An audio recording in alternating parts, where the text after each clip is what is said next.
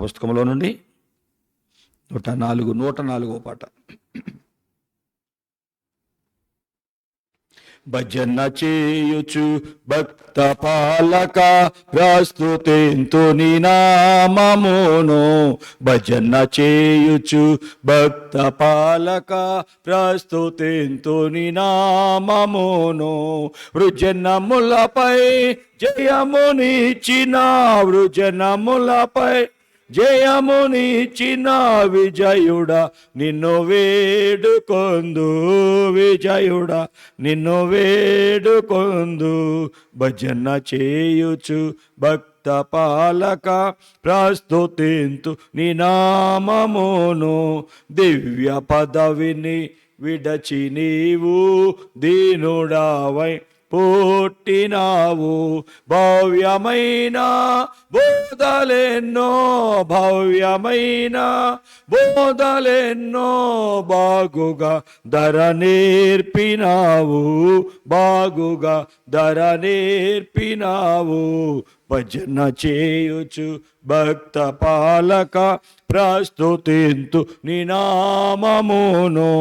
నరులగావను పరము నుండి ధరకు నీవు వచ్చినావు. పరుడనైనా నా కొరకు నీ పరుడనైనా ప్రాణము నర్పించినావు. ప్రాణము నర్పించినావు. భజన చేయుచు భక్త పాలక ప్రస్తుతింతు నీ నామమును. చెడినవాడా నైన నన్ను చేరదీసి బ్రోచినావు. పడిన నాదు గోతి నుండి పడిన నాదు గోతి నుండి పైకి లేవా నెత్తినావు. పైకి లేవా నెత్తినావు. భజన చేయుచు భక్త పాలక ప్రస్తుతింతు నీ నామమును. ఎంత ప్రేమ ఎంత దయా ఎంత కృప యేసయ్య నీకు. ఇంతయని వార్నింపయిలలో ఇంతయని వార్నింపయిలలో ఎవరికి నిసాధ్యాంబు కాదు. ఎవరికి నిసాధ్యాంబు కాదు.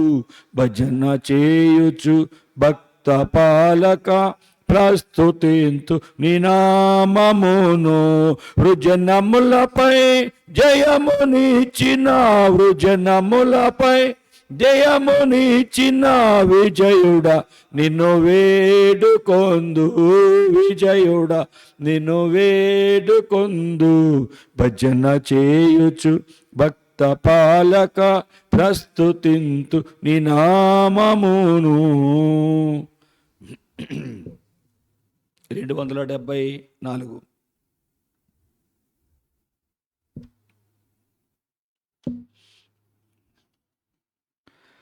శ్రీయేసుండు జన్మించే రేయిలో శ్రీయేసుండు జన్మించే రేయిలో నేడు పాయాక బెత్లెహేమ ఊరిలో. నేడు పాయాక బెత్లెహేమ ఊరిలో. కన్నియ మరియమ్మ గర్భమందున కన్నియ మరియమ్మ గర్భమందున ఇమ్మను ఏలనెడి నామమందున ఇమ్మను ఏలనెడి నామమందున శ్రీయేసుండు జన్మించి రేయిలో శ్రీయేసుండు రేయిలో. నేడు పాయాక బెత్లెహేమ ఊరిలో. నేడు పాయాక బెత్లెహేమ ఊరిలో.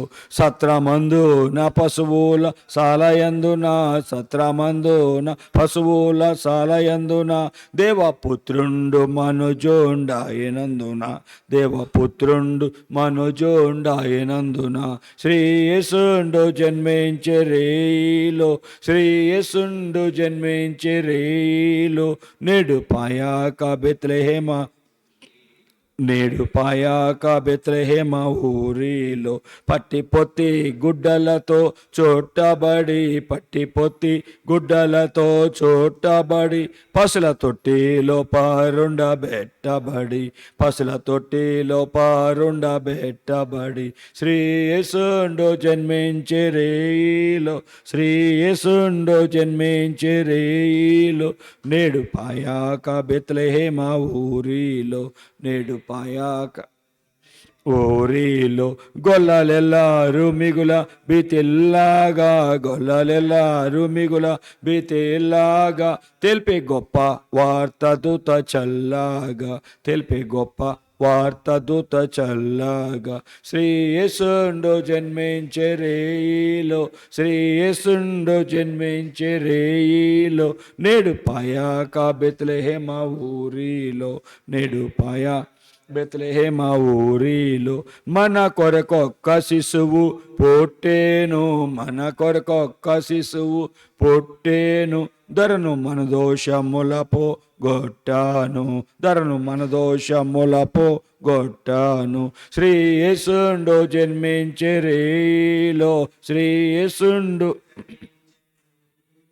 నేడు పాయాక బెత్లెహేమ ఊరిలో నేడు పాయాక బెత్లెహేమ ఊరిలో పరలోకపు సైన్యంబు కూడేను పరలోకపు సైన్యంబు కూడేను మింట వర రక్షకుని గుచి పాడేను మింట వర రక్షకుని గుచి పాడేను శ్రీ యేసుండు జన్మించే శ్రీ యేసుండు జన్మించే రేయిలో నేడు పాయాక బెత్లెహేమ ఊరిలో నేడు పాయాక బెత్లెహేమ ఊరిలో అక్షయుండగు యేసు వచ్చేను అక్షయుండగు యేసు వచ్చేను మనకు రక్షణంబు సిద్ధపర్చేను మనకు రక్షణంబు సిద్ధపర్చేను శ్రీ యేసుండు జన్మించే రేయిలో శ్రీ యేసుండు జన్మించే రేయిలో నేడు పాయాక బెత్లెహేమ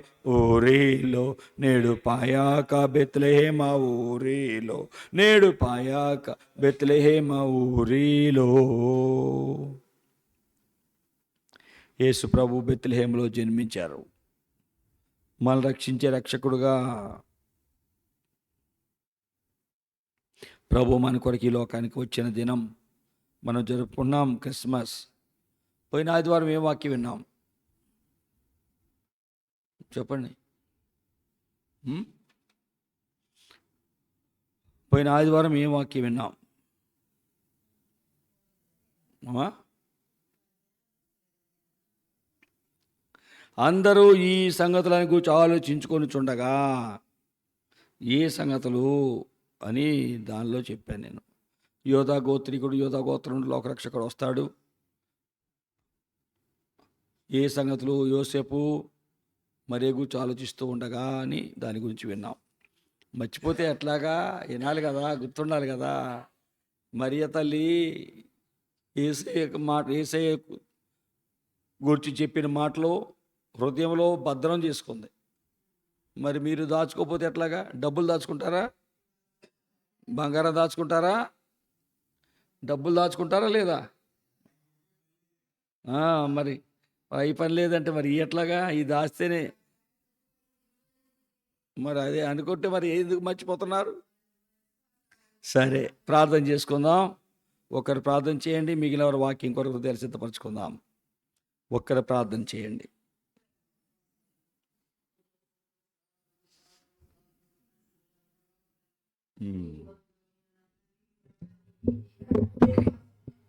Yes, Lord.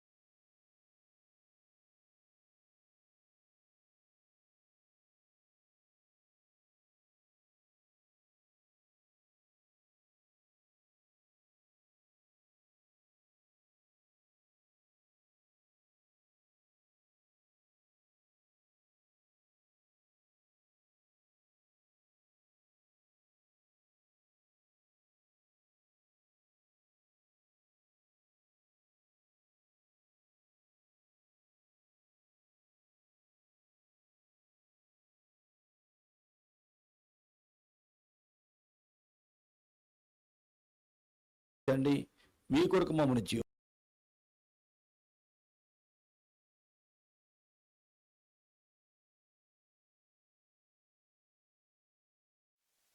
పాద సన్నిధిలో చేరి మొరపెట్టుకుంటకు మాకు మీరు ఇచ్చిన సమయాన్ని బట్టి నీకు వందనాలు తండ్రి. ఈ దినము మీ సన్నిధి మాతో ఉంచి మమ్మల్ని నడిపించండి ప్రభా. మా విశ్వాసాన్ని మీరు ప్రభా వృద్ధి పొందించండి ప్రభా. మీ కొరకు మమ్మల్ని మీరు నిలబెట్టండి, నడిపించండి. అనేకులకు దీవెనకరముగా యేసు ప్రభా మీరు మమ్మను చెయ్యమని బ్రతులాడుకున్నాం. పాటల్లో దయచూపారు. ఈ దినం మీ వాక్య వెలుగు తిరిగి వస్తుండగా అయ్యా మీరే మీ వాక్య వెలుగులో మమ్మల్ని నడిపించము. మీ వాక్య వెలుగులో మమ్మల్ని మేము చూసుకోవడానికి, నీ కొరకు బ్రతకడానికి మాకు సహాయం చేయి. ఏదైనా ప్రత్యేకంగా మాతో మాట్లాడు. మీరే సేవధర మీ నామాన్ని కనపరచుకోండి. మీరే సేవధర మీ నామాన్ని మహింపరచుకోండి. అనేక దీవెనకరంగా ఈ సేవను చెయ్యమని యేసునామమున అడుగుచున్నాము తండ్రి. Amen, amen. మనందరం లేచి నిలబడి నీ వాక్యముతో నా హృదయము నింపుకుందాం దేవా. పడుకుందాం.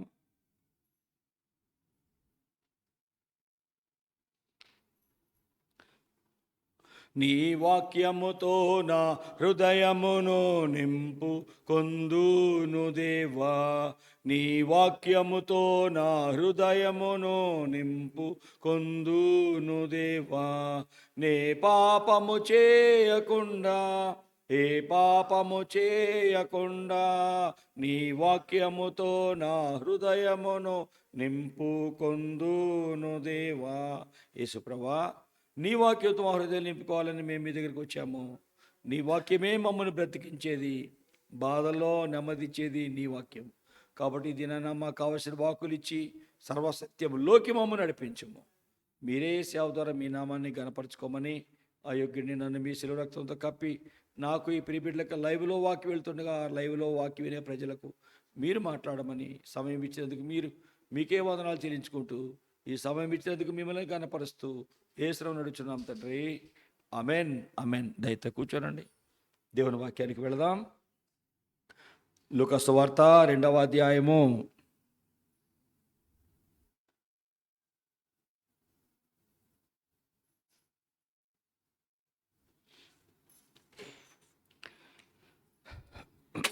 7వ వచనం. లూకా సువార్త 2వ అధ్యాయము 7వ వచనం.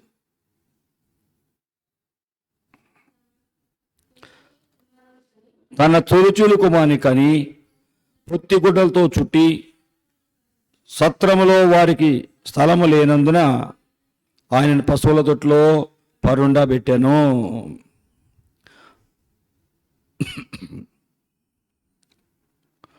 యోసేపు దావీదు వంశంలో గోత్రములో పుట్టినవాడు కనుక తనకు భారీగా ప్రదానము చేయబడి గర్భవతి ఉండిన మరియతో కూడా ఆ సంఖ్యలో వ్రాయబట్టకు గలిలయలోని నజరేతు నుండి యోదయలోని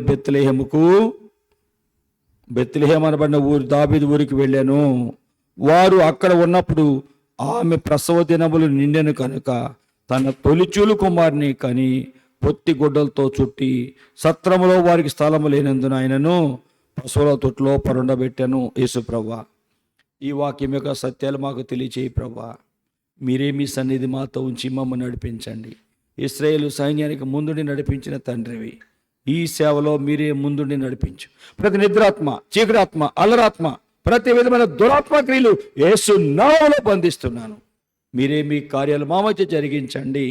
మీరే సేవ ద్వారా మీ నామాన్ని కనపరచుకోండి.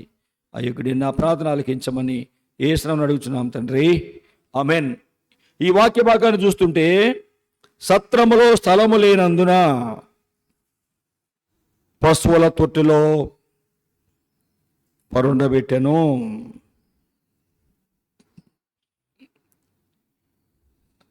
యోధా గోత్రములో యోధా గోత్రికుడైనటువంటి యోసేపు దావీదు సంతతి చెందినవాడు, యూదుడు.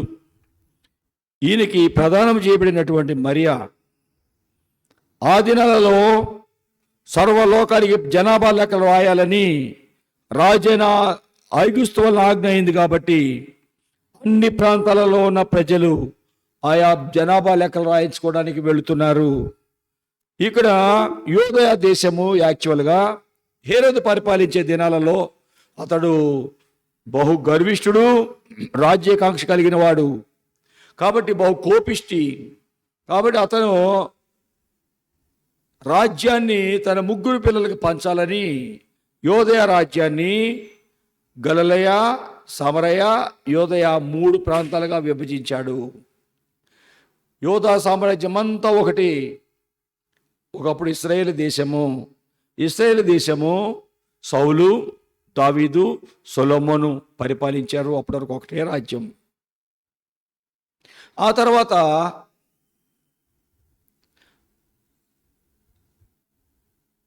అబియా వచ్చాడు. ఎలాగా తర్వాత సొలొమోను యొక్క కుమారుడు రెహబాము వచ్చాడు. దేవునికి ఇష్టడుగా లేకపోవటం వలన ఆ కాలంలో రాజ్యము 2గా విభజించబడింది. సొలొమోను దేవుని దృష్టిలో సరిగ్గా పరిపాలించకపోవటం వలన అతని తర్వాత అతని కుమారుడు రెహబాము కాలంలో రాజ్యము 10 భాగాలు యెరోబాముకి వెళ్ళింది. అది ఇశ్రాయేలు రాజ్యం అన్నారు. 2 భాగాలు యోధా, బెన్యామీను, ఆ 2 భాగాలు యూదులకు దావీదు సంతతికి మిగలబడ్డాయి. దావీదు సంతతిని యోధా గోత్రము అన్నారు, యోధా రాజ్యము అన్నారు. యోధా రాజ్యంలో యోధా, బెన్యామీను 2 ఉన్నారు. ఈ మిగిలిన 10 గోత్రాలు ఇజ్రాయేల్ రాజ్యముగా ఉంది. దానికి యెరోబాము రాజుగా ఉన్నాడు. ఈ యోధా హేరోదు రాజు కాలంలో 3గా విభజించబడింది. గలిలయ, సమరయ, యోదయ.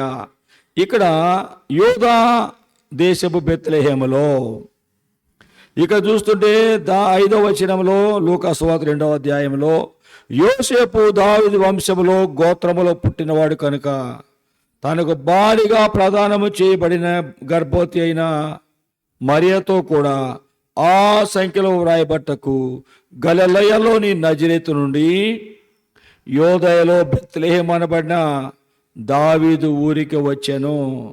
నజరేతు నుండి బెత్లెహేముకి 130 కిలోమీటర్లు.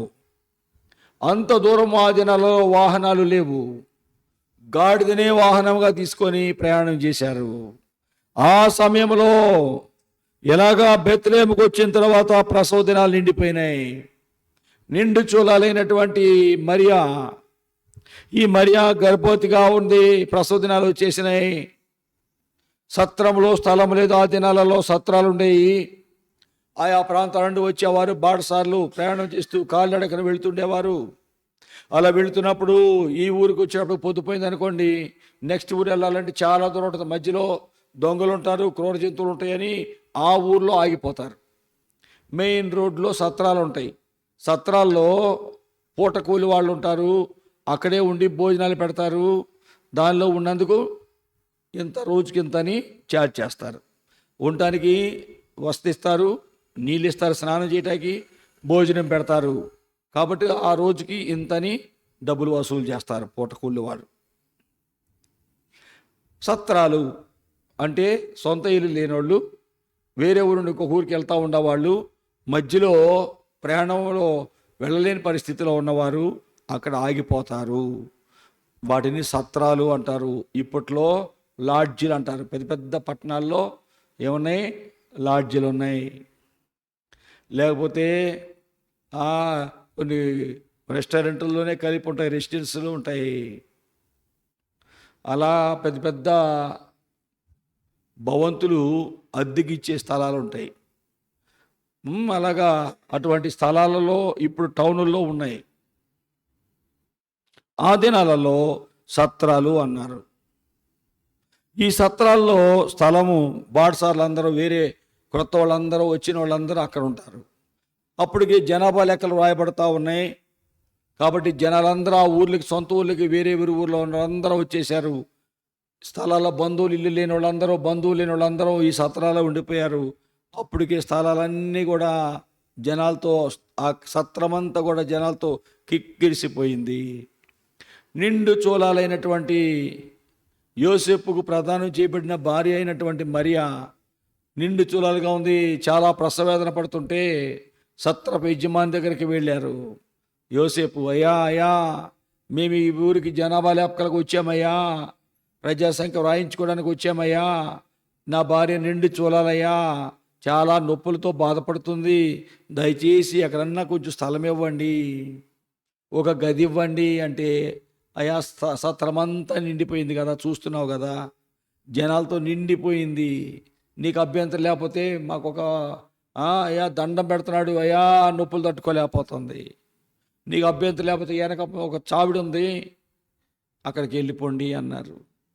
ఈ నొప్పులతో భరించలేని బాధలో ఉన్నటువంటి మరియను తీసుకొని ఆ చావిడి దగ్గర తీసుకెళ్తే పశువుల శాలలో, పశువుల తొట్టెలో ఎలాగా ప్రసవించినటువంటి చిన్న బాలుడిని ఆ తొట్టులో ఎట్లా పెట్టారట? పొత్తి గుడ్లతో, పాతి గుడ్లతో పెట్టారు. సత్రములో స్థలము లేదు. లోకరక్షకుడికి జన్మించటానికి సత్రములో స్థలము లేదు. సత్రాలు కొంచెం మంచిగా పెద్దగా ఉంటాయి, ప్రశాంతంగా ఉంటుంది, దానిలో స్థలము లేదు. ఈ దినాలలో మనుషుల జీవితాల్లో కూడా అన్నిటికీ స్థలం ఇస్తున్నారు, కానీ యేసయ్యకి స్థలం ఇవ్వటం లేదు. సత్రంలో యేసయ్యకి స్థలం లేదు. లోకరక్షకుడు జన్మించడానికి భూమి, దాని సంపూర్ణత, లోకము ఆయనవే. అటువంటి దేవుడు ఉండడానికి స్థలం లేదు ఆ ప్రాంతంలో, బెత్లెహేంలో. ఈ దినాల్లో కూడా మనుషుల జీవితాలలో ఎలా ఎలా ఎలా ఎలా జీవిస్తున్నారు. స్నేహాలకు స్థలం ఉంది, చెడు అలవాట్లకు స్థలం ఉంది, దొంగతనానికి స్థలం ఉంది, బూతులాటానికి స్థలం ఉన్నది, అబద్ధాలాటానికి స్థలం ఉన్నది, చెడు మాటలు మాట్లాడడానికి, అలాగే త్రాగడానికి స్థలం ఉంది, జోదమాటానికి స్థలం ఉంది, పర స్త్రీలకు స్థలం ఉంది, పర పురుషులకు స్థలం ఉంది, చెడు స్నేహాలకి స్థలం ఉంది, క్లబ్బులకి పబ్బులకి స్థలం ఉంది. లోకరక్షకుడికి దేవుడికి స్థలము లేదు. పని చేయడానికి స్థలం ఉంది. ఏమ్మా నిన్న ప్రార్థనకు రాలేదు? అయ్యా పని ఉందయ్యా, పనికి స్థలం ఉంది. ఏమయ్యావయ్యా నిన్న? కొంచెం బాగాక హాస్పిటల్కి వెళ్ళానయ్యా, డాక్టర్ గారికి స్థలం ఉంది. లోకరక్షకుడు రక్షించే దేవునికి స్థలం లేదు. ఈ దినాల్లో అన్నిటికీ స్థలం ఇస్తున్నారు, కానీ చదువుకు స్థలం ఉంది, చదువుకోవడానికి స్థలం ఉంది. ఏంట్రా మీ అన్నేట్రా అంటే ఏమంటావు? ట్యూషన్కి వెళ్ళాడయ్యా అంటావు. ఆదివారం కదరా అంటే ట్యూషన్ అయ్యా అంటావు. ట్యూషన్కి స్థలం ఉంది, కానీ లోకరక్షకుడు యేసయ్యకి స్థలం లేదు. అందుకని కుటుంబాల్లో నెమ్మది లేదు. ఏ కుటుంబంలో యేసయ్యకి స్థలం ఉండదో ఆ కుటుంబంలో నెమ్మది ఉండదు. ఏ కుటుంబంలో యేసయ్యకి స్థలం ఉండదో ఆ కుటుంబంలో ఆశీర్వాదం ఉండదు. ఏ కుటుంబంలో యేసయ్యకి స్థలం ఉండదో ఆ కుటుంబంలో ఎలాగా అభివృద్ధి, సమాధానము ఉండదు. ఒక గొప్ప వ్యక్తి, రాజేంద్రన్ అనే డాక్టర్ ఉన్నాడు. డాక్టర్, ఒకటే ఒక కూతురు, భార్యాభర్తల మధ్య నెమ్మది లేదు, భయంకర విగ్రహార్థికులు. యేసు ప్రభు తెలియదు వారికి. డబ్బుంది, ఒకటే కుమార్తె, ఆ పిల్లని మంచిగా పోషించుకుంటున్నారు, చూసుకుంటున్నారు, మంచిగా ఆడిస్తున్నారు, చదివిస్తున్నారు, కానీ భార్యాభర్తల మధ్య నెమ్మది, సమాధానం లేదు. ఆయన హాస్పిటల్లో ట్రీట్మెంట్ ఇచ్చి డాక్టర్గా పనిచేసి ఇంటికి వచ్చేటప్పటికి భార్యాభర్తలు ఏ పని, వంట, భోజనం దగ్గరికి వచ్చేప్పటికి నెమ్మది ఉండదు, సమాధానం ఉండదు, గొడవలు పడతారు. అలాగా జీవితంలో డబ్బు ఉంది, కానీ బిడ్డ ఉన్నది, ఇల్లుంది, ఆస్తి ఉంది, కానీ ఏం లేదు, సమాధానం లేదు. ఇంత ఆస్తి ఉంది, ఇలాంటి పరిస్థితిలో ఎంతోమంది మన దగ్గరికి వస్తున్నారు, బాగుపడుతున్నారు. మనం ఎందుకు ఇలా అవుతున్నాం? ఒక దినాన విషం తీసుకొని ఇంటికి వెళ్ళాడు. ఏంటి? ఏం తీసుకెళ్ళాడు? సామ్రాజ్యమ్మ చెప్పు, ఏం చేశాడు?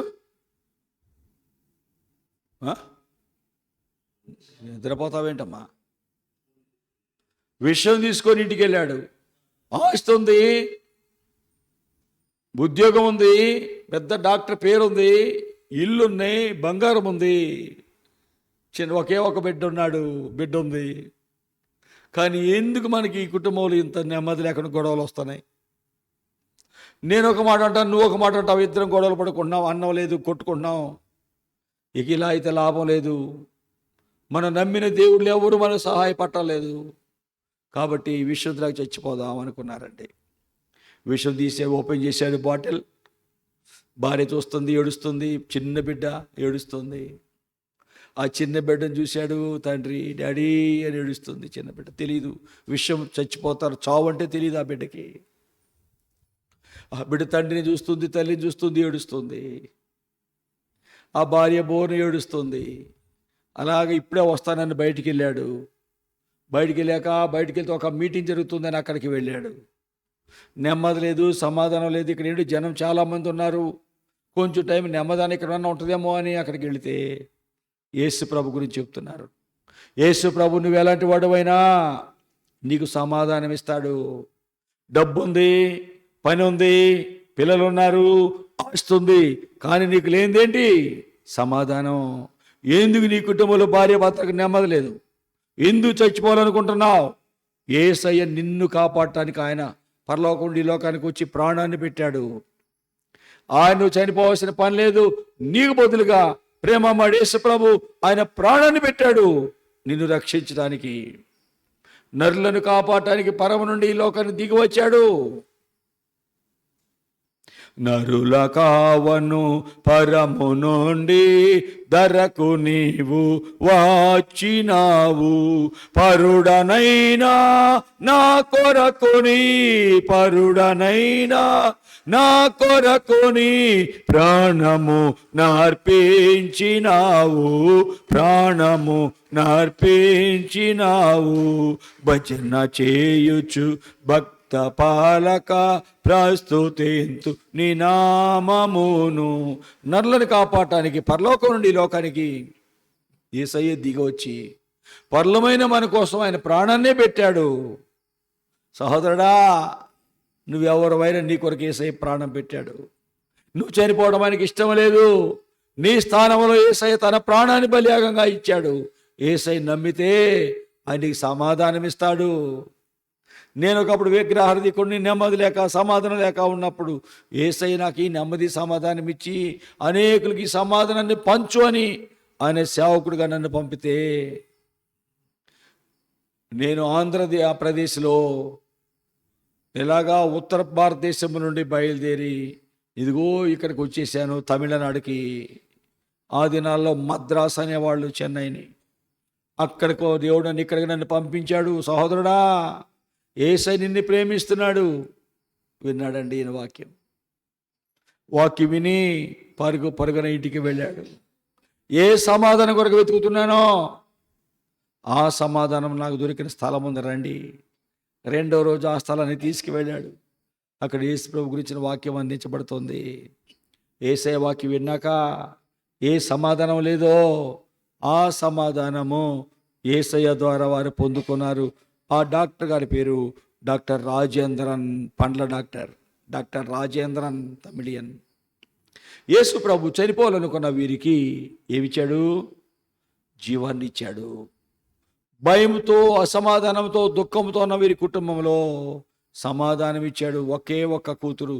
ఆ కూతురు మంచి చదువుకొని డాక్టర్ అయింది. నువ్వెవరమైనా ఈ ప్రభు నీ జీవితంలో సమాధానము, నెమ్మది, ఆదరణ, ఆశీర్వాదం ఇచ్చేవాడు. ఎప్పుడు? ఆయనకు నీవు స్థలం ఇచ్చినప్పుడు. ప్రభువుకు స్థలం ఇవ్వను అన్నారు. ప్రభువుకు స్థలం ఇవ్వలేదు. ఇవ్వకపోతే ఏమొచ్చిందట? ఆ గృహంలో మరణం వచ్చింది. యేసయ్య లేడు ఆ గృహంలో. ఆ గృహంలో యేసయ్య లేడు. ఏమొచ్చింది? మరణం వచ్చింది. మత్తయి సువార్త 9వ అధ్యాయము, జాగ్రత్తగా ఈ వచనాలు చూడండి. మత్తయి సువార్త 9వ అధ్యాయము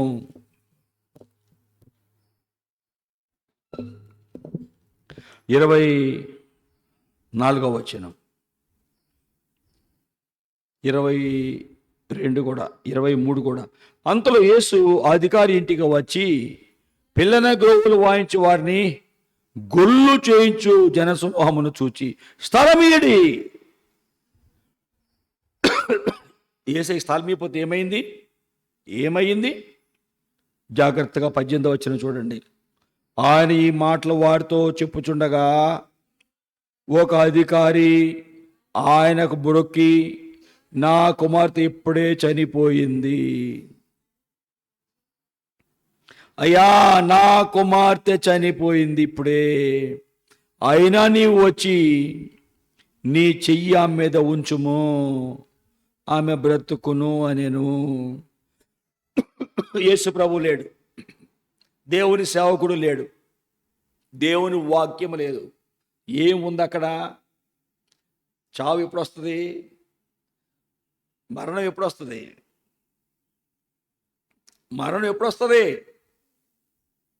వయసు పెరిగినప్పుడు వస్తుంది, లేకపోతే రోగం వచ్చినప్పుడు వస్తుంది, అంతే కదయ్యా. జబ్బు ఏదైనా వస్తే ఆ జబ్బు వాళ్ళు కృషించి చచ్చిపోతారు. లేదా ఒకసారి డాక్టర్ కూడా ఇంకేదో వచ్చింది, ఇంకేం బ్రతకదు అంటారు. జబ్బు వచ్చినప్పుడు ఆ జబ్బు వల్ల కొంతమంది చచ్చిపోతారు, లేదు వయసు వలన చనిపోవచ్చు. నరుని ఆత్మ దేవుడిచ్చిన దీపం. ఈ బిడ్డ చిన్న కుమార్తె ఏమైపోయిందట? చచ్చిపోయిందట. ఈయన ఎవరైనా అధికారి. అధికారి దగ్గర డబ్బులు ఉంటాయా? బాగా ఏంటయ్యా? అధికారి డబ్బులు ఉంటాయా? బాగా మంచిగా పెద్ద ఉద్యోగం కాదు, చాలా డబ్బులు ఉంటాయి. బంగారం ఉంటుందా? ఇల్లు ఉంటాయా? పొలం ఉంటుందా? ఏమి కావాలో అన్నీ ఉంటాయి. ఆ డబ్బు ఆ బిడ్డని కాపాడలేకపోయింది. ఆయనకున్న అధికారము ఆ బిడ్డని కాపాడలేకపోయింది. ఆయనకున్నటువంటి ఆస్తిపాస్తులు ఆ బిడ్డని కాపాడలేకపోయినాయి. డాక్టర్లు, మాంత్రికులు, తను నమ్మిన వారు ఎవరు, ఒకే ఒక బిడ్డ ఆయనకు ఉంది అధికారికి, ఆ బిడ్డని కాపాడలేకపోయినాయి. ఎవరు కాపాడలేకపోయారు. యేసయ్య దగ్గరికి తెలియలేదు, యేసయ్య వీరికి తెలియదు. యేసయ్య అతని జీవితంలో లేడు. అన్నీ ఉన్నాయి, అన్నీ ఉన్నాయి. బిడ్డ బాగా కాలా చనిపోయింది. ఉప్పు అంటది, అన్ని వేసి చూడు, నన్ను వేసి చూడు అంటది. ఉప్పు వేయకుండా మంచిగా బిర్యానీ దమ్ అంటే ఏంటది, బసుమతి రైస్ తెచ్చావు, నెయ్యి పోసావు, మసాలా వేసావు, దినుసులన్నీ గుమ 4 ఇళ్ళు దాటి వస్తుంది వాసన. అంత బ్రహ్మాండంగా అన్నం ఉడికేసింది, బ్రహ్మాండంగా ఉంది. దించావు, వడ్డించావు, ఏదో చప్పగా ఉంది, ఏదో వస్తారు. అంతేనా? అసలు ఉప్పేయటం మర్చిపోయావేంటి? ఒకసారి ఉప్మా చేసింది అనుకో మీ అమ్మ, అసలు ఉప్పేయటం మర్చిపోయింది అనుకో, తింటావు, భలే ఉందమ్మా, ఆహా బాగుంది అంటారా? పప్పు వండింది, ఉప్పు అసలు ఇలా బాగుంటుందా? ఉప్పు లేని కూర ఒప్పది రుచులకు, పప్పు లేని తిండి ఫలము లేదు. అప్పు లేనివాడు అధిక సంపన్నుడురా, విశ్వదాభిరామ వినురవేమ. వేమన పద్యం పాడాడు. ఉప్పు లేని కూర ఒప్పది రుచులకు, ఉప్పు లేకపోతే రుచించదు. పప్పు లేని వారి తిండి ఫలం లేదు, పప్పు లేకపోతే ఆశీర్వాదం, అభివృద్ధి, ఆశీర్వాదం, ఆరోగ్యం ఉండదు. అప్పు లేనివాడు అధిక సంపన్నుడు అని ఆయన చెప్పాడు. ఉప్పు లేకపోతే రుచి ఉండదు. అలాగే యేసయ్యకి స్థలం లేకపోతే ఆ గృహంలో నెమ్మది ఉండదు. యేసయ్యకి స్థలం లేకపోతే ఆ గృహంలో సంతోషం ఉండదు, సమాధానం ఉండదు, నెమ్మది ఉండదు, భద్రత ఉండదు, జ్ఞానము ఉండదు. చెడు అలవాట్లతో నిండిపోతారు, రోగాలకు నిలయమైపోతాయి ఆ గృహాలు. రకరకాల జబ్బులతో, రకరకాల అలవాట్లతో, రకరకాల పరిస్థితులతో గృహం నిండిపోతుంది. కాబట్టి అకాల మరణం ఆ కుటుంబాల్లో ఉంటుంది. ఈ గృహంలో యేసయ్య లేడు. అధికారం ఉంది, డబ్బు ఉంది, కావాల్సిన అన్నీ ఉన్నాయి. బిడ్డ, కుమార్తె చనిపోయింది. అప్పటి వరకు మాట్లాడింది, డాడీ డాడీ అంటుంది, పరిగెత్తుతుంది, తిరుగుతుంది, అటు తిరుగుతుంది, ఇటు తిరుగుతుంది. సడన్గా పడిపోయింది, చచ్చిపోయింది. ఎన్ని ప్రాంతాలు ఎవరెవరికో చెప్పారు కానీ బాగా కాలేదు. ఆ బిడ్డ కళ్ళ ముందు చనిపోయిన పరిస్థితిని చూసిన అధికారి ఏడుస్తున్నాడు. ఎవరు నా బిడ్డని కాపాడుతారు? ఈ బిడ్డ కదలడం లేదు, నాన్నా చిన్న లేమ్మా, అమ్ములు లేమ్మా, నీకేంరా ఇంత బంగారం దాచిపెట్టాను, ఈ ఇల్లు అంతా నీదేరా, ఇంత పొలం కొన్నానమ్మా, లేమ్మా, బిస్కెట్ ప్యాకెట్ అన్నావుకమ్మా, తెచ్చానమ్మా, రింగులు కావాలన్నావమ్మా, తెచ్చానమ్మా. చాక్లెట్లు కావాలన్నావమ్మా, చాలా ప్యాకెట్ తెచ్చానమ్మా. లేమ్మా, లేస్తుందా? ఏమి తెలియదు, అలా కళ్ళు మూసుకుంది, నోరు మూసుకుంది. ఏడుస్తున్నాడు తండ్రి, కొట్టుకులాడుతున్నాడు. బిడ్డ అంటే మహాప్రాణం. తండ్రులకు, మగవాళ్ళకి ఆడపిల్ల అంటే ప్రేమ, తల్లులకేమో మగపిల్లడు అంటే ప్రేమ ఉంటుంది జనరల్గా, సహజంగా. తల్లికేమో అబ్బాయిలంటే ప్రేమ, తండ్రికేమో అమ్మాయిలంటే ప్రేమ. ఈ తండ్రి ఒకటే ఒక అమ్మాయి, మహాప్రేమ ఉంది. రోజు ఇంటికి వచ్చినప్పుడల్లా చాక్లెట్లో, బిస్కెట్లో, పండ్లో, ఏ స్వీట్స్ ఏం కావాలో తెచ్చేవాడు. బిడ్డ ముందే చెప్పేది, డాడీ నాకు సాయంత్రం వచ్చేటప్పుడు క్యాడ్బరీ చాక్లెట్లు తిండి డాడీ, ఎగ్గ పప్పులు తిండి డాడీ, నాకు లడ్లు తిండి డాడీ, డాడీ డాడీ నాకు వచ్చినప్పుడే యాపిల్స్ తిండి డాడీ అంటా ఉండేది. అలాగే అమ్మ సాయంత్రం వచ్చేప్పటికి బిడ్డ ఏం అడిగిందో అన్నీ తెచ్చేవాడు. ఒక దిన సడన్గా జబ్బాయి చచ్చిపోయింది. ఏడుస్తున్నాడమ్మా, యాపిల్ ఇష్టం అన్నాగా తెచ్చా తల్లి, చాక్లెట్ తెచ్చా తల్లి, లేమ్మా తినమ్మా, మంచి తెచ్చానమ్మా తినమ్మా. బిడ్డ ఏం తెలియదు, ఏమి తెలియనట్టుగా అలాగే ఉండిపోయింది. ఏడుస్తున్నాడు. ఎవరు గుర్తొచ్చారు పేరుకి? ఎవరు గుర్తొచ్చారికి? పాపము నుండి విడిపించేవాడు, మరణము నుండి విడిపించే రక్షకుడు యేసు ప్రభు గుర్తొచ్చాడు. యేసు అంటే ఏంటర్థం? ఏంటయ్యా యేసు అంటే అర్థం ఏంటయ్యా? ఏంట్రా? రక్షకుడు, రక్షించేవాడు. యేసయ్య గురించి విన్నాడు. ఎక్కడికి వచ్చాడు? యేసయ్య దగ్గరికి వచ్చాడు. ఇప్పుడే బిడ్డ చనిపోయింది. అయ్యా నా బిడ్డ ఇప్పుడే చనిపోయింది, నా కుమార్తె ఇప్పుడే చనిపోయింది. ఆయన నీవు వచ్చి 18వ వచనము మత్తయి సువార్త, జాగ్రత్తగా 9వ అధ్యాయం, మత్తయి సువార్త 9వ అధ్యాయము 18వ వచనం. ఆయన ఈ మాటలు వారితో చెప్పుచుండగా, ఇదిగో ఒక అధికారి వచ్చి ఆయనకు మ్రొక్కి, నా కుమార్తె ఇప్పుడే చనిపోయింది, అయినా నీవు వచ్చి నీ చెయ్యి ఆమె మీద ఉంచితే ఆమె బ్రతుకుతుంది. అయ్యా నువ్వు రా మా ఇంటికి. ఇప్పుడే చనిపోయిందయ్యా, డాక్టర్ సహాయం చేయలేకపోయారయ్యా, మందులు సహాయం చేయలేకపోయినాయి అయ్యా, భూత వైద్యులు సహాయం చేయలేకపోయారయ్యా, ఎవరెవరు ఏం చెప్పారు అన్ని స్థలాలకు వెళ్ళానయ్యా, ఇప్పుడే చచ్చిపోయిందయ్యా, ఎవరో సహాయం చేయట్లా.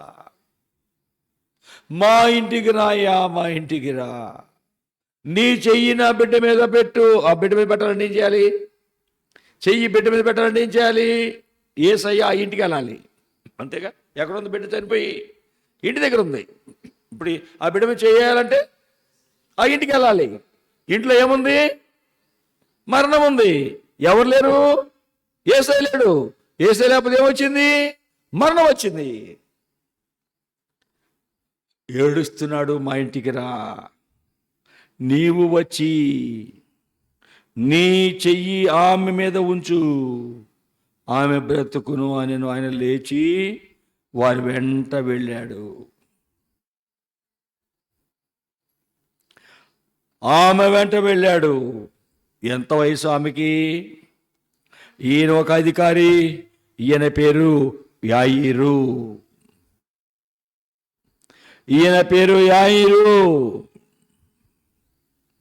ఈ కుటుంబంలో ఒకడే బిడ్డ. ఎవరు ఇంట్లో ఎన్నో బిడ్డ? ఎంతమంది ఉన్నారు బిడ్డలో? చెప్పండి. ఈ ఇంటిలో ఎంతమంది పిల్లలు ఉన్నారు? లూకా సువార్త 8వ అధ్యాయం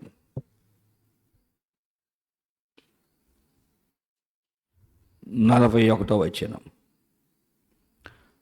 అంతటా ఇదిగో సమాజ మందిరపు అధికారి యాయిరు అని ఒకడు వచ్చి యేసు పాదముల మీద పడి, ఇంచుమించు 12 ఏండ్ల ఈడుగల తన ఒకతే కుమార్తె చావ సిద్ధంగా ఉన్నది, దయచేసి నా ఇంటికి రమ్మని ఆయనను బ్రతిమాలుకొనేను. ఎన్ని సంవత్సరాలు? 12 సంవత్సరాల పిల్లలు ఎవరు ఉన్నారు ఇక్కడ? 12 సంవత్సరాలు. 12 ఎంత వయసు? 10. ఇంకా 2 ఉన్నాయన్నమాట. నీ వయసు ఎంతరా? అబ్బో 10 సంవత్సరాలు, 16, 12 ఇంకొంచెం పెద్దగా ఉంటుంది. నువ్వు నిలబడు.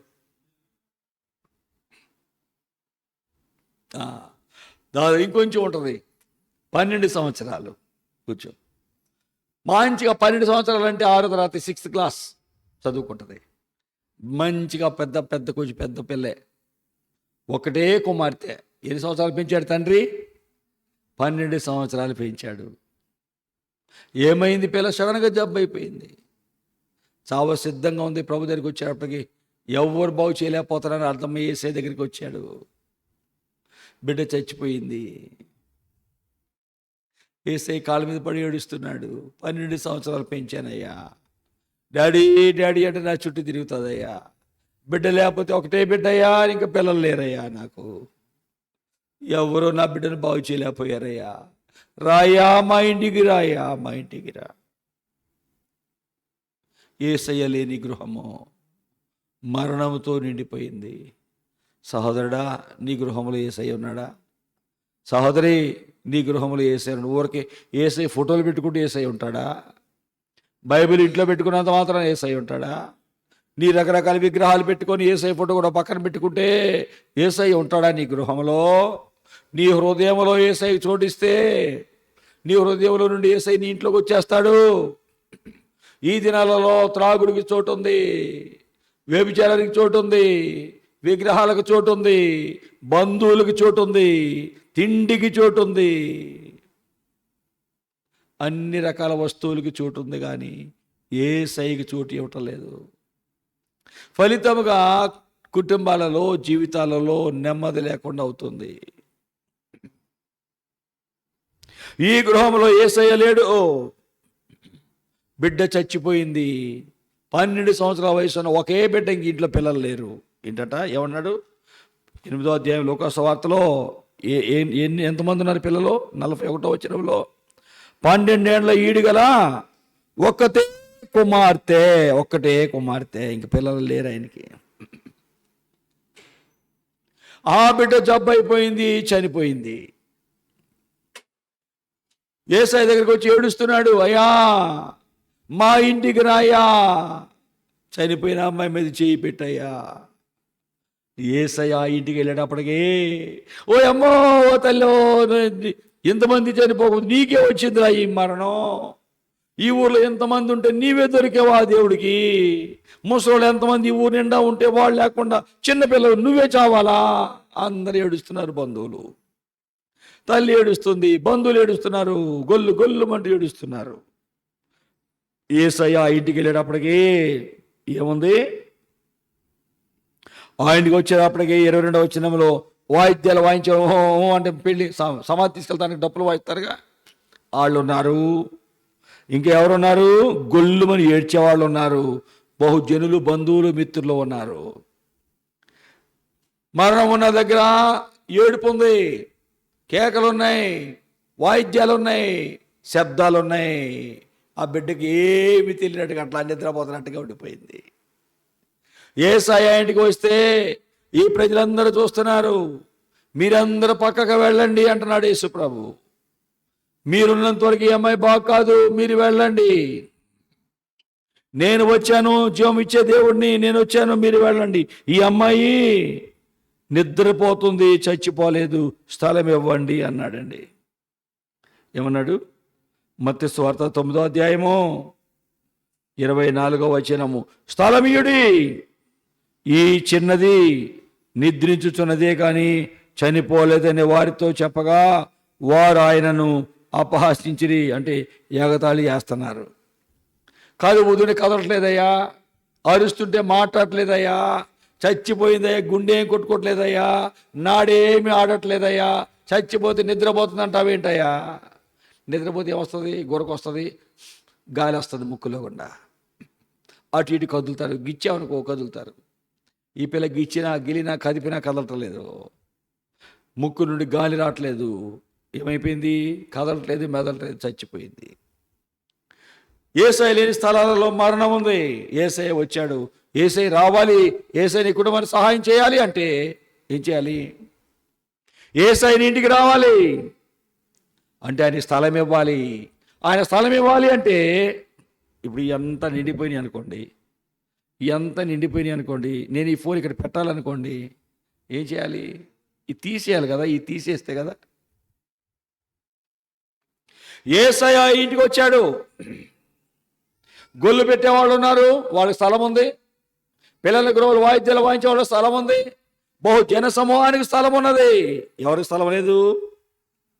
కాపాడే యేసయ్యకి స్థలం లేదు. యేసయ్యకు స్థలము ఇవ్వనంత వరకు నీ కుటుంబాలలో, నీ జీవితంలో ఉండేది మరణమే. నీ కుటుంబంలో, నీ బ్రతుకులో ఉండేది అసమాధానమే. నీ కుటుంబంలో యేసయ్య లేనంత వరకు ఉండేది అప్పులే. భార్యాభర్తల మధ్య నెమ్మది ఉండదు. తండ్రి బిడ్డల మధ్య, తల్లి బిడ్డల మధ్యలో నెమ్మది ఉండదు. ఇరుగు పొరుగు వారి మధ్య నెమ్మది ఉండదు, గొడవలే. తిన్న ఆహారం వంట పట్టదు, ఆహారం తినబుద్ధి కాదు, బాధ. యేసయ్య నీ కుటుంబంలో లేకపోతే జరిగే పరిస్థితులు ఇవే. ఇక్కడ పిల్ల చనిపోయింది, కుమార్తె చనిపోయింది. యేసయ్య అక్కడికి వచ్చాడు, కానీ ఎవరు ఉన్నారు అక్కడ? రకరకాల ప్రజలు, పిల్లలు వాయిద్యాలు వాయించే వాళ్ళు ఉన్నారు, ఏడ్చే వాళ్ళు ఉన్నారు, జనసమూహం ఉంది. యేసయ్య లోపలికి వెళ్ళాలంటే వెళ్ళనట్లేదు. అందరూ మేము ఏడుస్తున్నామయ్యా అంటే యేసయ్య అంటున్నాడు, నాకు స్థలం ఇవ్వండి అమ్మా, ఈ అమ్మాయి చనిపోలేదమ్మా, నాకు స్థలం ఇవ్వండి. వీరికి ఏమైనా పిచ్చేమని పట్టిందా ఏంటి? పిల్ల చనిపోయి ఇప్పటికి 5-6 గంటలు అవుతుంటే చనిపోలేదంటాడు ఏంటి? గిల్లినా గిచ్చినా కదలకపోతుంటే ఏమైనా మతిపోయిందా ఏంటి యేసు ప్రభుకి? చనిపోతే చనిపోలేదు, నిద్రపోతుంది అంటాడేంటి? ఏమన్నాడు? స్థలం ఇవ్వండి, ఈ చిన్నది నిద్రపోతుంది కానీ చనిపోలేదు. నిద్రపోయే వాళ్ళకి గిచ్చామనుకోండి, ఏం చేస్తారా? గట్టిగా గిచ్చామనుకో నిద్రపోయే వాళ్ళని అబ్బా అంటారు, లేస్తారు, కదులుతారు. నిద్రపోతున్న కాలు గీరామనుకోండి, కాలు దగ్గర గీరతామని అనుకోండి, అటు ఇటు ఊపుతూ ఉంటారు. అంటే ఏంటి?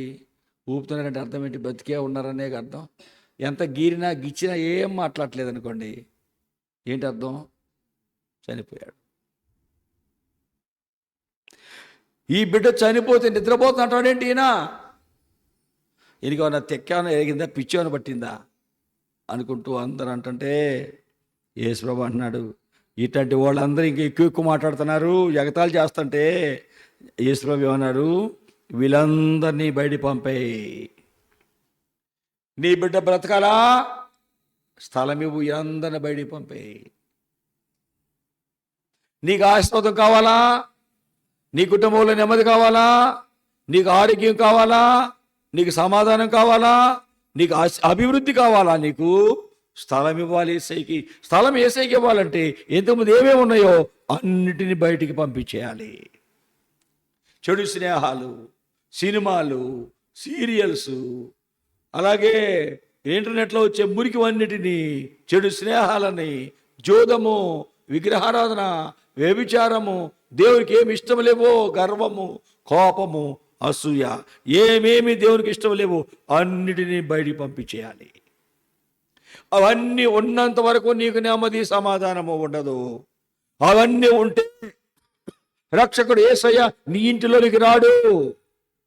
యేసయ్య రానంత వరకు, యేసు ప్రభు రానంత వరకు నీకు ఆరోగ్యము, నెమ్మది, సమాధానము ఉండదు. నీ బిడ్డ బ్రతకాలయ్యా? అవునయ్యా, ఒకే బిడ్డయ్యా, బ్రతకాలయ్యా. వీళ్ళందరినీ బయట పంపించేయి. వాయిద్యాలు వాయించే, పిల్లలకు వాయించేవాళ్ళు, ఏడ్చేవాళ్ళు, జనసమూహం, బంధువులు, మిత్రులు అందరూ బయట పంపించేసేయి. బయట పంపాలంటే మేము పిలిస్తే వచ్చాం, మేము నీ బంధువులమి, వెళ్ళమంటావా అని అంటారేమో.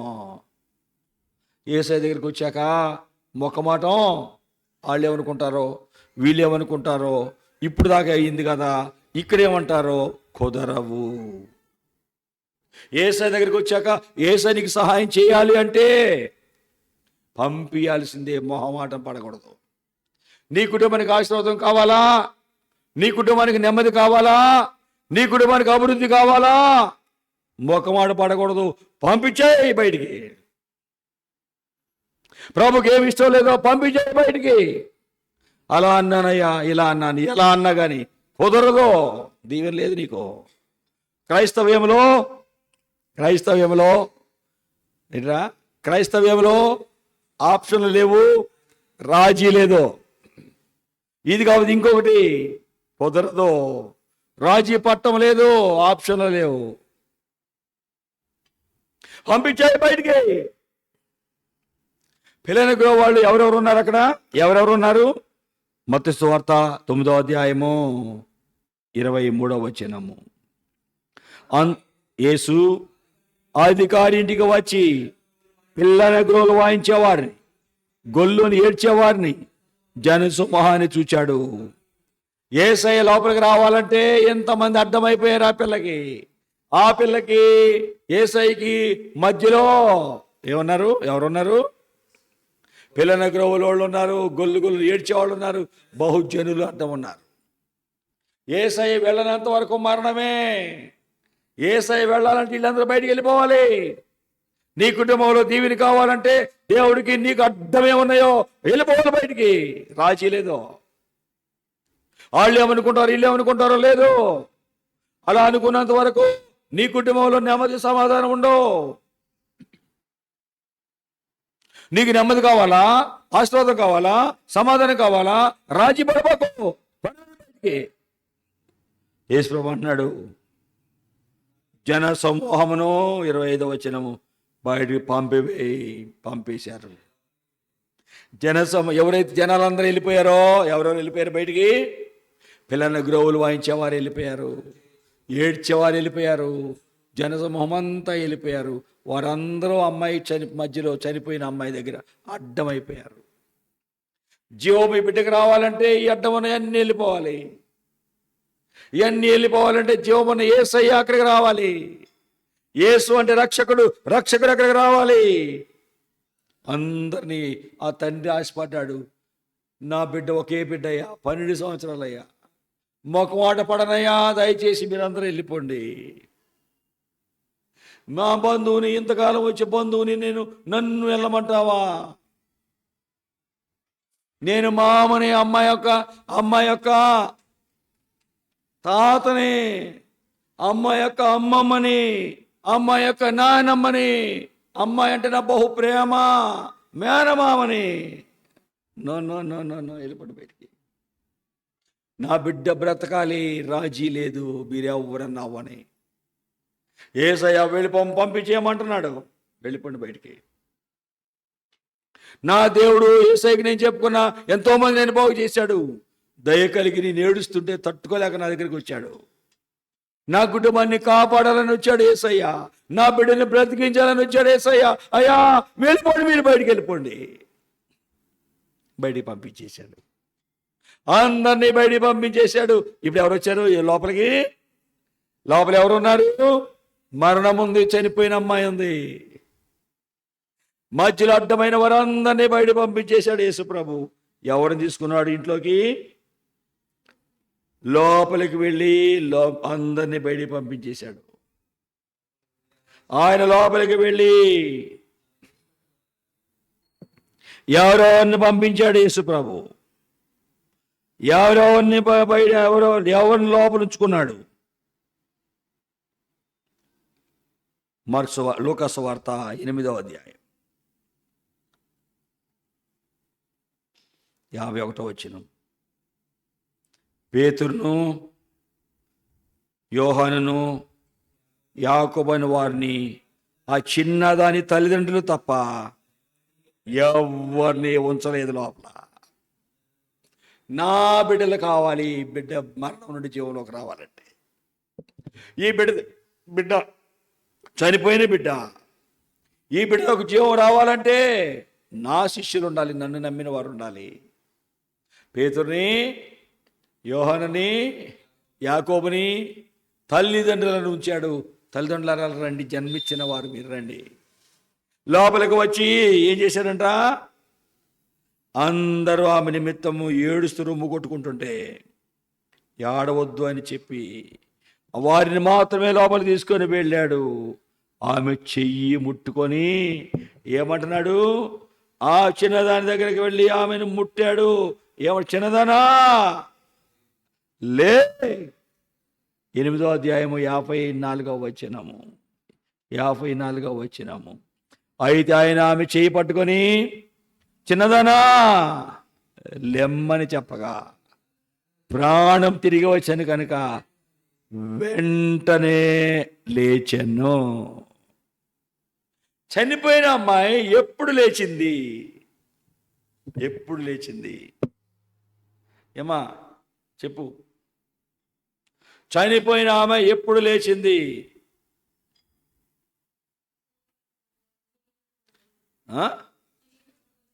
చేపట్టే ఎప్పుడు లేచిందా? వీళ్ళందరినీ బయట పంపించినప్పుడు, యేసయ్య లోపలికి వచ్చినప్పుడు, అందరినీ బయట పంపించినప్పుడు యేసయ్య లోపలికి వచ్చి, చిన్నదనా, యేసయ్యకి ఈమెకు మధ్యలో ఏమీ అడ్డం లేవు. దేవుడికి సహాయం చేయాలంటే, దేవుడి కుటుంబాన్ని దీవించాలంటే, దేవుడి సమస్యలు తీర్చాలంటే, దేవుడు నీతో ఉండాలి అంటే, నీ బిడ్డలు విలువైన వారు కావాలి అంటే, దేవుడికి నీకు చెప్పండి మధ్యలో ఏమీ ఉండకూడదు. యెషయా గ్రంథము 59వ అధ్యాయము 1-2 వచనాలు. యెషయా గ్రంథము 59వ అధ్యాయము 1-2 వచనములు. రక్షింపు నెరకుండానట్లు యెహోవా హస్తం కూర్చు కాలేదు, విననేరకుండానట్లు ఆయన చెవులు మందము కాలేదు. మీ దోషాలు మీకు దేవునికి అడ్డమైపోయినాయి, మీ పాపాలైన ముఖాన్ని మీకు మరుగుపరిచినాయి. అందుకే ఆయన మీ ప్రార్థన వింటలేదు. మీ పాపములు దేవునికి మీకు అడ్డమైపోయినాయి, ఆయన ముఖాన్ని మరుగుపరిచినాయి. అడుగుతున్నావు కానీ నీ ప్రార్థన వెళ్ళటం లేదు పరలోకానికి. నీకు ప్రభుకి అడ్డం ఏమి ఉన్నా నీ కుటుంబంలో దీవెన రాదు. ఏంటి ఏమా ఆ నిద్రపోతున్నావా? లేపామా, ఎందుకు పోట్లా? నాకు అబద్ధం పడతావు.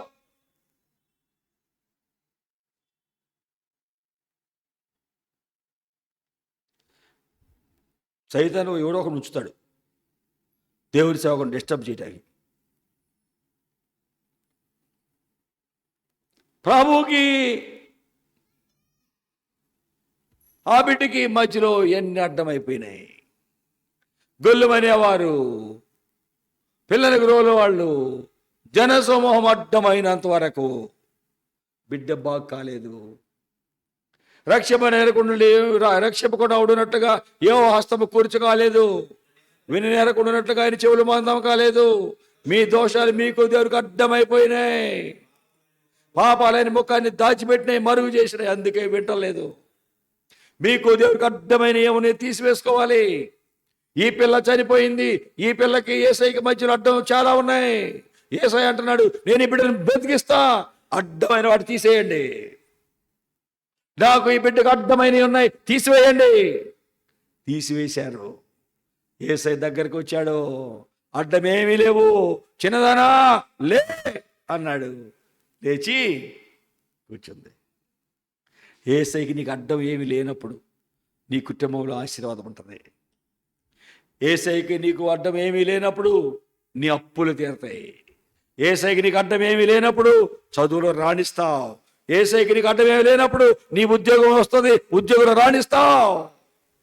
యేసయ్యకి నీకు అడ్డం ఏమీ లేనప్పుడు ఆరోగ్యవంతురాలుగా ఉంటావు. యేసయ్యకి నీకు అడ్డం ఏమీ లేనప్పుడు నువ్వు చేసే పనిలో ఆశీర్వాదం ఉంటుంది. ఎన్ని అడ్డం పెట్టుకుంటావా? యెహెజ్కేలు గ్రంథము 14వ అధ్యాయము 2వ వచనము. యెహెజ్కేలు గ్రంథము 14వ అధ్యాయము 2వ వచనము. నరపుత్రుడా, ఈ ప్రజలు తమ హృదయంలో అభ్యంతరం నిలిపి విగ్రహాలు పెట్టుకున్నారు. ఇలాంటివి పెట్టుకొని నా దగ్గర విచారించిన తగునా. ఏంటంట?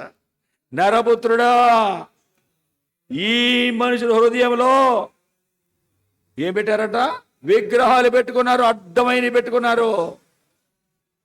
దోషము పుట్టించే అభ్యంతరములు ఎక్కడ పెట్టారట? తమ ఎదురుగానే పెట్టుకున్నారు. ఇలాంటి వారు నా దగ్గర ఏమన్నా విచారించవచ్చా? అభ్యంతరం కలిగించి హృదయంలో ఉన్నాయి, వారి ముందు ఉన్నాయి. దేవునికి ఇష్టం లేని నీ పెట్టుకొని ప్రభువా నాకు సహాయం చేయి అంటే ప్రభు సహాయం చేస్తాడా? ప్రభువా నన్ను విడిపించు అంటే ప్రభు విడిపిస్తాడా?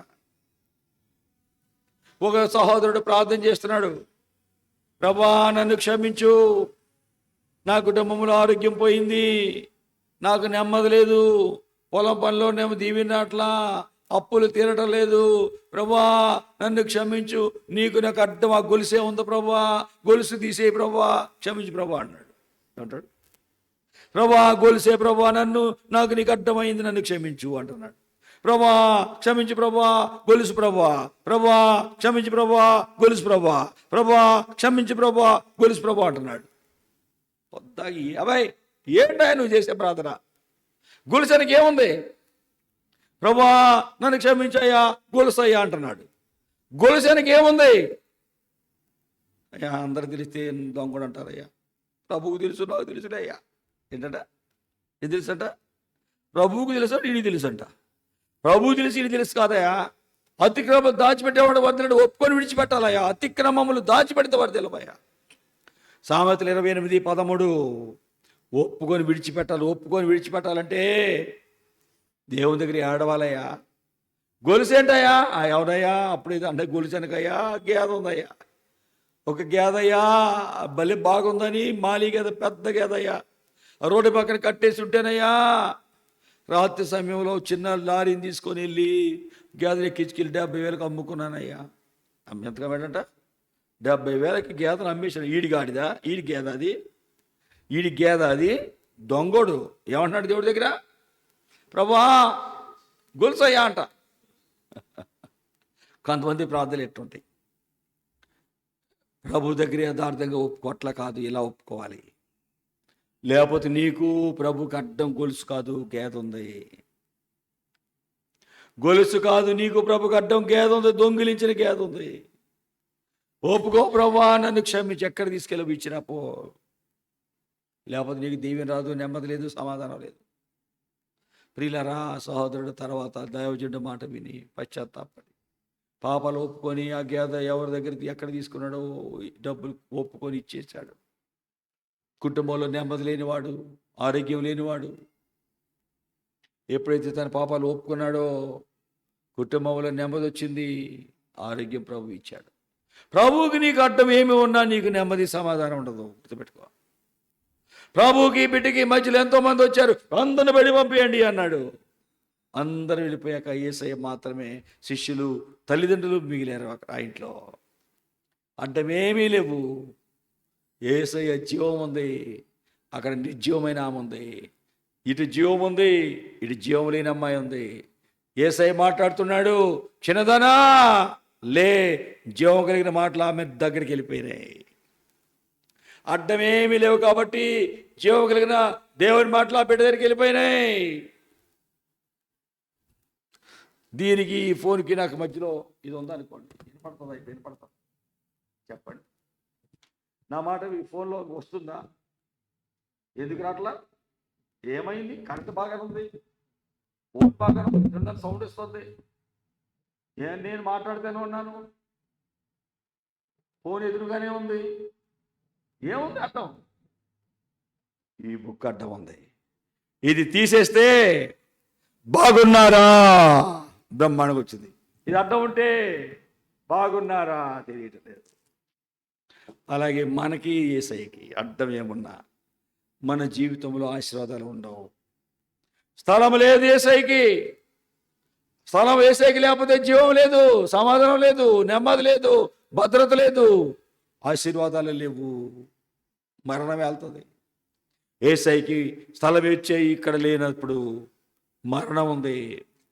యేసయ్యకి స్థలం ఇచ్చినప్పుడు ఆయన మాటలు ఆయనకి అడ్డం, ఆయనకి ఆ మాటానికి అడ్డం ఏమీ లేనప్పుడు యేసయ్య మాట్లాడు, చిన్నదనా లే. ఆ మాటలు ఆయనలో ఉన్న జీవము ఆమెలోకి వెళ్ళింది. వెంటనే జీవం లేని ఆమె, ఈ జీవం ఆమెలోకి వెళ్ళి, యేసయ్యలో జీవం వెళ్ళి లేచి కూర్చుంది. చిన్నది లేచి కూర్చుంది. జనసమూహాన్ని పంపి 9వ అధ్యాయం మత్తయి సువార్త 25వ వచనము, జనసమూహాన్ని పంపివేసి ఆయన లోపలికి వెళ్ళి ఆమెను చెయ్యి ముట్టుకొనగా లేచింది. చిన్నదానా లే. లేచి కూర్చుంది. ఈ దినాలలో ఏసైకి స్థలం ఉందా? ఒక శాస్త్రి ఏసై దగ్గరికి వచ్చి అడుగుతున్నాడు, ఏసయ్యా, అయ్యా ఏసయ్యా, నువ్వెక్కడుంటే అక్కడికి నేను వస్తానయ్యా. నువ్వు ఉంటే జీవం ఉందయ్యా, నీ ఉంటే నెమ్మది ఉందయ్యా, నీ ఉంటే సమృద్ధి ఉందయ్యా, నీ ఉన్న స్థలాల్లో ఆశీర్వాదం ఉందయ్యా, నీ మాటలు వింటున్న వారు ఎలాంటి వాళ్ళైనా బాగుపడుతున్నారయ్యా, నువ్వెక్కడుంటే నేను అక్కడే ఉంటానయ్యా అంటున్నాడు. మత్తయి సువార్త జాగ్రత్తగా 8వ అధ్యాయము 19వ వచనము. అందులో ఒక శాస్త్రి వచ్చి, బోధకుడా, నీవెక్కడికి వెళ్ళినా నీ వెంట వచ్చేదనని ఆయనతో చెప్పాను. మత్తయి సువార్త 8వ అధ్యాయము 19వ వచనం చదువుతున్నా. ఎవరు వచ్చారంట యేసయ్య దగ్గరికి? ఒక శాస్త్రి వచ్చాడు, బ్రాహ్మణ, ఆయన ఒక పూజారి వచ్చాడు. యేసయ్యా, నువ్వెక్కడికి వెళితే అక్కడ నేను వస్తా, నువ్వెక్కడ ఉంటే నేను వచ్చేస్తానయ్యా, ఉంటానయ్యా, నీవెక్కడికి వెళ్ళినా నీ వెంటే వస్తా. యేసయ్య అన్నాడు, నక్కలకు బొరియలు ఉన్నాయి, పక్షులకు గూళ్ళు ఉన్నాయి, మనిషి కుమారుడికి తలవాచుకొని నాకు స్థలం ఇవ్వటం లేదయ్యా. పక్షులకి గూళ్ళు ఉన్నాయి, వెంటనే రాత్రికి వెళ్ళిపోయి పడుకుంటాను ఈ గూళ్ళల్లో. నక్కలున్నాయి, బొరియలు ఉన్నాయి, రంధ్రాలు ఉంటాయి, భూమిలో గుంటలు ఉంటాయి, వెళ్ళి దానిలో దాక్కుంటాయి, పడుకుంటాయి. నాకు స్థలం లేదు, ఏం చేస్తానో తెలుసా? నేను యోహాను సువార్త 7వ అధ్యాయము చివరి వచనం, నేనేం చేస్తానో తెలుసా? నక్కలకు బొరియలు ఉన్నాయి, పక్షులకి గూళ్ళు ఉన్నాయి, నేనేం చేస్తానో తెలుసా? చెప్పండి. 53వ వచనము, ఎవరి ఇంటికి వారు వెళ్ళారు. 8వ అధ్యాయం 1వ వచనం, యేసయ్య ఎక్కడికి వెళ్ళాడట? కొండలకు వెళ్ళాడు. ఇల్లు లేదు ఆయనకి. ప్రతి ఒక్కరి ఇళ్ళకి వారు, ఎవరి ఇళ్ళకి వాళ్ళు వెళ్ళిపోయారు. యేసయ్య ఎక్కడికి వెళ్ళాడు? కొండకి వెళ్ళిపోయాడు. మొదటి వచనంలో తెల్లవారుగానే దేవాలయంలోకి వచ్చాడు. అయ్యా శాస్త్రి, నక్కలకు బొరియలు ఉన్నాయి, ఆకాశ పక్షులకు గూళ్ళు ఉన్నాయి, నాకు స్థలం లేదు. ఎవరింటికి వారు వెళ్ళిపోతే నేను కొండలకు వెళ్ళిపోతున్నాను, అక్కడికి వెళ్ళి ప్రార్థన చేసుకుంటాను, తెల్లవారి వచ్చి దేవాలయంలో సేవ చేస్తున్నాను. నక్కలకు బొరియలు ఉన్నాయి, ఆకాశ పక్షులకు గూళ్ళు ఉన్నాయి, మనిషి కుమారుడు తలవాల్చుకోవడానికి స్థలము లేదు. స్థలము లేదు. ఈ దినాలలో స్థలం ఉందా? యేసయ్య నీ గృహానికి రావాలని ఆశిస్తున్నాడు, యేసయ్య నీ కుటుంబంలోకి రావాలని ఆశిస్తున్నాడు, యేసయ్య నీ జీవితంలోకి రావాలని ఆశిస్తున్నాడు, యేసయ్య నీ సమస్యలోకి రావాలని ఆశిస్తున్నాడు, యేసయ్య నీ రోగం దగ్గరకు వచ్చి నీ రోగాన్ని ముట్టాలని ఆశిస్తున్నాడు. స్థలం ఇస్తున్నావా? ఒక పిల్ల ప్రయాణం చేస్తుంది, ప్రయాణానికి సిద్ధమవుతుంది, బట్టలు పెట్టుకుంది, బెడ్షీట్ పెట్టుకుంది, ఇంకో బెడ్షీట్ పెట్టుకుంది, 2 టవళ్ళు పెట్టుకుంది, ఒక దానిలోనేమో సోపులు, నూనె డబ్బాలు, ఎన్ని పెట్టుకో, ఇంకో డబ్బాలోనేమో క్లిప్పులు, తలకు పెట్టి వెనక క్లిప్పులు, రింగులు, తర్వాత ఏంటి చెప్పండి, లిప్స్టిక్కులు, లేకపోతే ఫేస్ క్రీములు, అన్నీ పెట్టుకుంది ఒక డబ్బాలో. అన్నీ పెట్టుకొని ఇంకా అమ్మ ఇచ్చి బైబిల్, పాటల పుస్తకం బ్యాగ్ కూడా ఒక పక్కన పెట్టింది. తలుపు వేస్తుంది, సూట్ కేసు తలుపు పట్టట్లా. ఏం చేయాలి ఇప్పుడు? ఈ 2 డ్రెస్సులు, ఈ డ్రెస్ తీద్దామా? అయ్యో ఈ డ్రెస్సులు ఎట్ట, ఇది చాలా ముఖ్యం, అబ్బో ఇది చాలా ముఖ్యం, ఇది పింక్ డ్రెస్, అబ్బో ఇది భలే ఇష్టం, ఇది వైలెట్, అబ్బో ఇంకా బాగా ఇష్టం, ఇది క్రీమ్, అబ్బో ఇంకా బాగా ఇష్టం, ఇది తెల్ల డ్రెస్సు ఫంక్షన్లో బాగుంటుంది రాత్రుల్లో.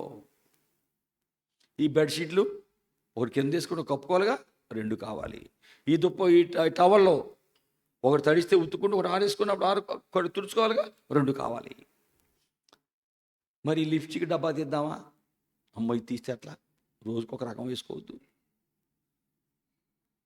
చివరిగా ఏం తీసేసిందో తెలుసా?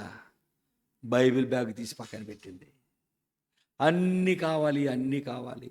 ఈ బైబిల్ యాప్ పక్కన ఉన్న ఫ్రెండ్ ఏదో ఒకటి తీసుకుంటానులే, బైబిల్ బ్యాగ్ తీసి పక్కన పడేసింది. ఏం చేసింది? బైబిల్ బ్యాగ్ తీసి పక్కన పడేసింది. హాయిగా ప్రయాణం చేస్తుంది, నిద్రలో మంచి నిద్రలో ఉంది. హడావుడిగా ఊరు వచ్చేసింది. మధ్యలో దిగాల్సిన ఊరు వచ్చింది.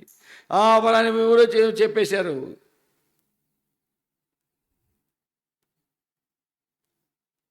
గుంటూరు వచ్చింది. గబ గబ గబ గబ గుంటూరుకు మధ్యలో నల్లపాడు వచ్చింది అన్నారు. గబ గబ దిగేసింది. బ్యాగ్ తగిలించుకుంది, దిగిలిపోయింది. బ్యాగ్ తగిలించుకుంది. ఏం బ్యాగు? కాలేజీకి వెళ్ళే బ్యాగు. వెళ్ళిపోయింది. కళ్ళు తుడుచుకొని, అరే నా చేతులు ఏదో ఉండాలే, ఏది? బస్సు వెళ్ళిపోయింది. ఏం వదిలేసింది? బట్టలు ఉన్నాయి, లిప్స్టిక్లు ఉన్నాయి, సోపు కేసులు ఉన్నాయి, డ్రెస్సులు ఉన్నాయి, అన్నీ ఉన్నాయి, బెడ్షీట్లు ఉన్నాయి, టవల్స్ ఉన్నాయి, అన్నీ ఉన్నాయి. ఏసై లేడు కాబట్టి బ్యాగే, సూట్ కేసే లేదు. చస్తా బతుకుతా హడావుడిగా పరిగెత్తుకుంటూ వెళ్ళింది. ఆటో పట్టుకుంది, ఏదో పెట్టుకొని ఏడుస్తుంది. పరుగున గుంటూరు బస్ స్టాండ్కి చేరింది. ఫలాని బస్సు అంటుంది. ఆ బస్సులోకి వెళ్ళింది. హడావుడికి వెళ్ళి చూస్తే కండక్టర్ అడుగుతుంది, సార్ దీనిలో నేను సూట్ కేసు వదిలేసాను సార్, ఎత్తుక్కోమ్మా, దాదాపు వచ్చి 2 నిమిషాలు అయితే మళ్ళీ బయలుదేరబోతున్నాం, ఎత్తుకుంటే సూట్ కేసు చెప్పండి. లేదు, ఎవడు ఎత్తుకుపోయాడు. ఏడుస్తుంది. నీ బ్రతికంతే. అన్నీ ఉండి అసలు మర్చిపోయావంటే నీ జీవితం అంతా దుఃఖమే. ఈ దినాలు అన్నిటికీ స్థలం ఉంది, ప్రార్థనకి స్థలం లేదు. అన్నిటికీ స్థలం ఉంది, వాక్యానికి స్థలం లేదు. అన్నిటికీ స్థలం ఉంది, దేవుని సేవకుడికి స్థలం లేదు. అందుకే కుటుంబాలు దుఃఖంలో ఉన్నాయి, అందుకే జీవితాలు అప్పుల్లో ఉన్నాయి, అందుకే జీవితాలు బాధల్లో ఉన్నాయి, సమస్యల్లో ఉన్నాయి, నక్కలకు బోలీలు ఉన్నాయి, ఆకాశ పక్షులకు నివాసాలు ఉన్నాయి.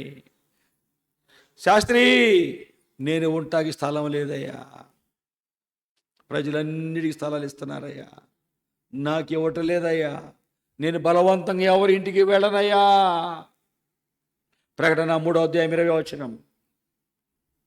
నేను ఎవరింటికి బలవంతంగా వెళ్ళనయ్యా, పిలిస్తే వెళ్తానయ్యా. నేను ఇదిగో నేను తలుపుతో నిల్చుండి తలుపు తడుచున్నాను. ఎవరైనా నా స్వరము విని తలుపు తెరిస్తే అతని దగ్గరికి నేను వస్తాను, అతనితో నేను, నాతో అతను కలిసి భోజనం చేస్తాం. తడుతున్నాను, తెరిస్తే వెళ్తా, లేకపోతే వెళ్ళను. తెరిస్తే నేను వెళ్తా, తడుతానని హృదయం తడుతాను. ఎవరు నా స్వరం విని తలుపు తెరుస్తారో, నా సేవకుడిని పంపిస్తున్నాను, నా వాక్యాన్ని అందిస్తున్నాను, హృదయం తలుపు తడుతున్నాను.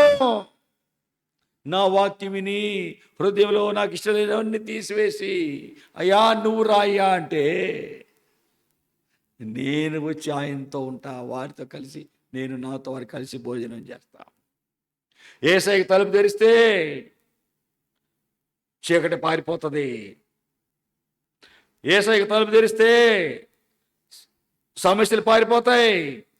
యేసయ్యకి నీ హృదయం తెరిస్తే అనారోగ్యం పారిపోతుంది, అప్పులు పారిపోతాయి, రోగాలు పారిపోతాయి, బాధలు పారిపోతాయి. నీకు ఏ సమస్య ఉందో అన్నీ పారిపోతాయి. నువ్వు చేయాల్సిందేంటి? హృదయం తలుపు ప్రభు తడుతున్నప్పుడు తలుపు తెరవాలి. నీ పని నువ్వు చేస్తే ప్రభు పని ఆయన చేస్తాడు. నీ పని చేయకుండా ప్రభు నా ఇంటికి రాయా అంటే తలుపు తెరవకుండా రమ్మంటే ఎక్కడ వస్తాడండి?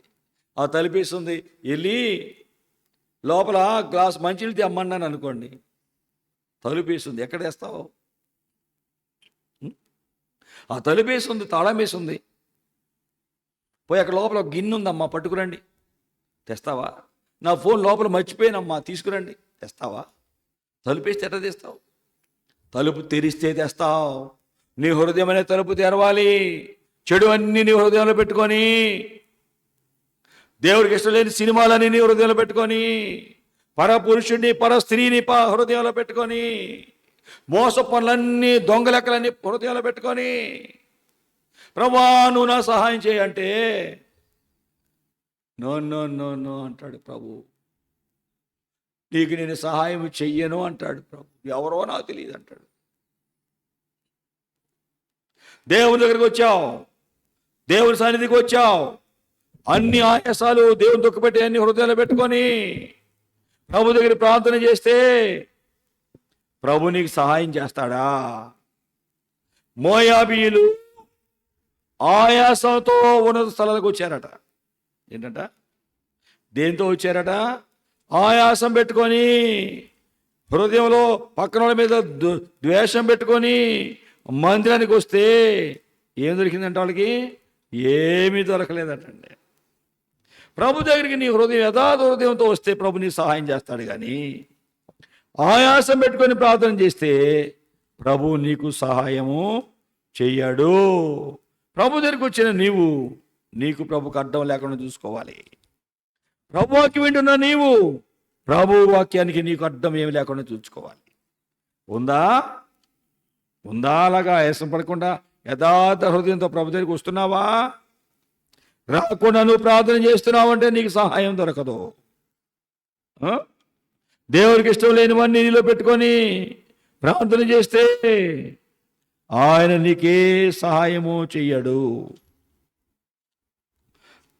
దేవుని వాక్యం చెప్తుంది, ఆయాసం పెట్టుకొని, బాధలు పెట్టుకొని, అసూయలు పెట్టుకొని, ద్వేషాన్ని పెట్టుకొని, దేవుడికి ఇష్టం లేనివన్నీ నీలో పెట్టుకొని ప్రార్థన చేస్తున్నావు, నీకే సహాయము ప్రభువు చేయడు.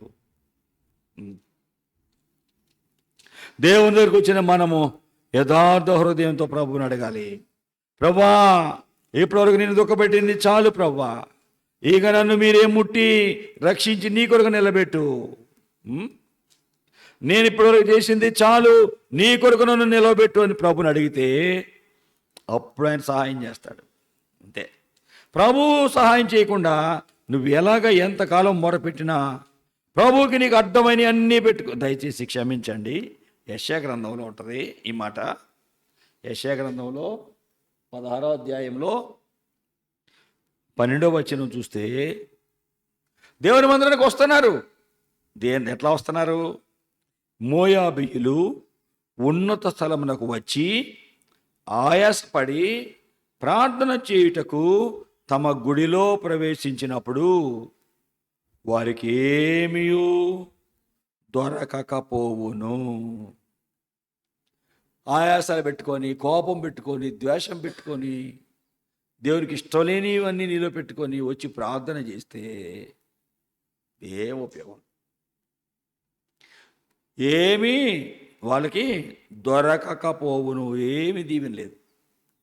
దేవుని దగ్గరికి వచ్చావు, ఎక్కడ దేనికి స్థలం ఇచ్చావు? యేసయ్యను వదిలేసి, యేసయ్యను వదిలేసి దేనికి స్థలం ఇచ్చావు? నీ పనికా, చదువుకా, ఉద్యోగానికా, జోదానికా, విగ్రహారాధనకా, చెడు స్నేహాలకా, ఫోనుకా, సినిమాలకా, పరస్త్రీలకా, పరపురుషులకా, చెడ్డవాళ్ళకా, చెడుకా? అడుగు ప్రభువుకి, ప్రభువా ఇప్పటివరకు నేను చేసింది చాలు, ఈ నష్టము చాలు, ఈ కష్టము చాలు, ఈ అసమాధానము చాలు, ఈ రోగము చాలు, నన్ను క్షమించు. నీకు ఇవ్వకుండా ఇదిగో పలానా దానికి స్థలం ఇచ్చాను, ఇప్పుడు దాన్ని తీసి బయటికి వెళ్ళి పంపించేస్తున్నా, నువ్వు నా హృదయంలోనికి రా. మధ్యాహ్నం ఒక సంఘటన చెప్పాను. ఒక సహోదరుడు తల్లిదండ్రులు చనిపోతే వాళ్ళ అక్కే ఆయన చదివిచ్చేది. ఆమె భర్త చనిపోయాడు, ఒకటే కూతురు ఉంది. ఆ కూతుర్ని నా తమ్ముడికి ఇస్తే నా కూతురు కుటుంబం మంచిగా ఉంటుంది అనుకుంటున్నది ఆ తల్లి.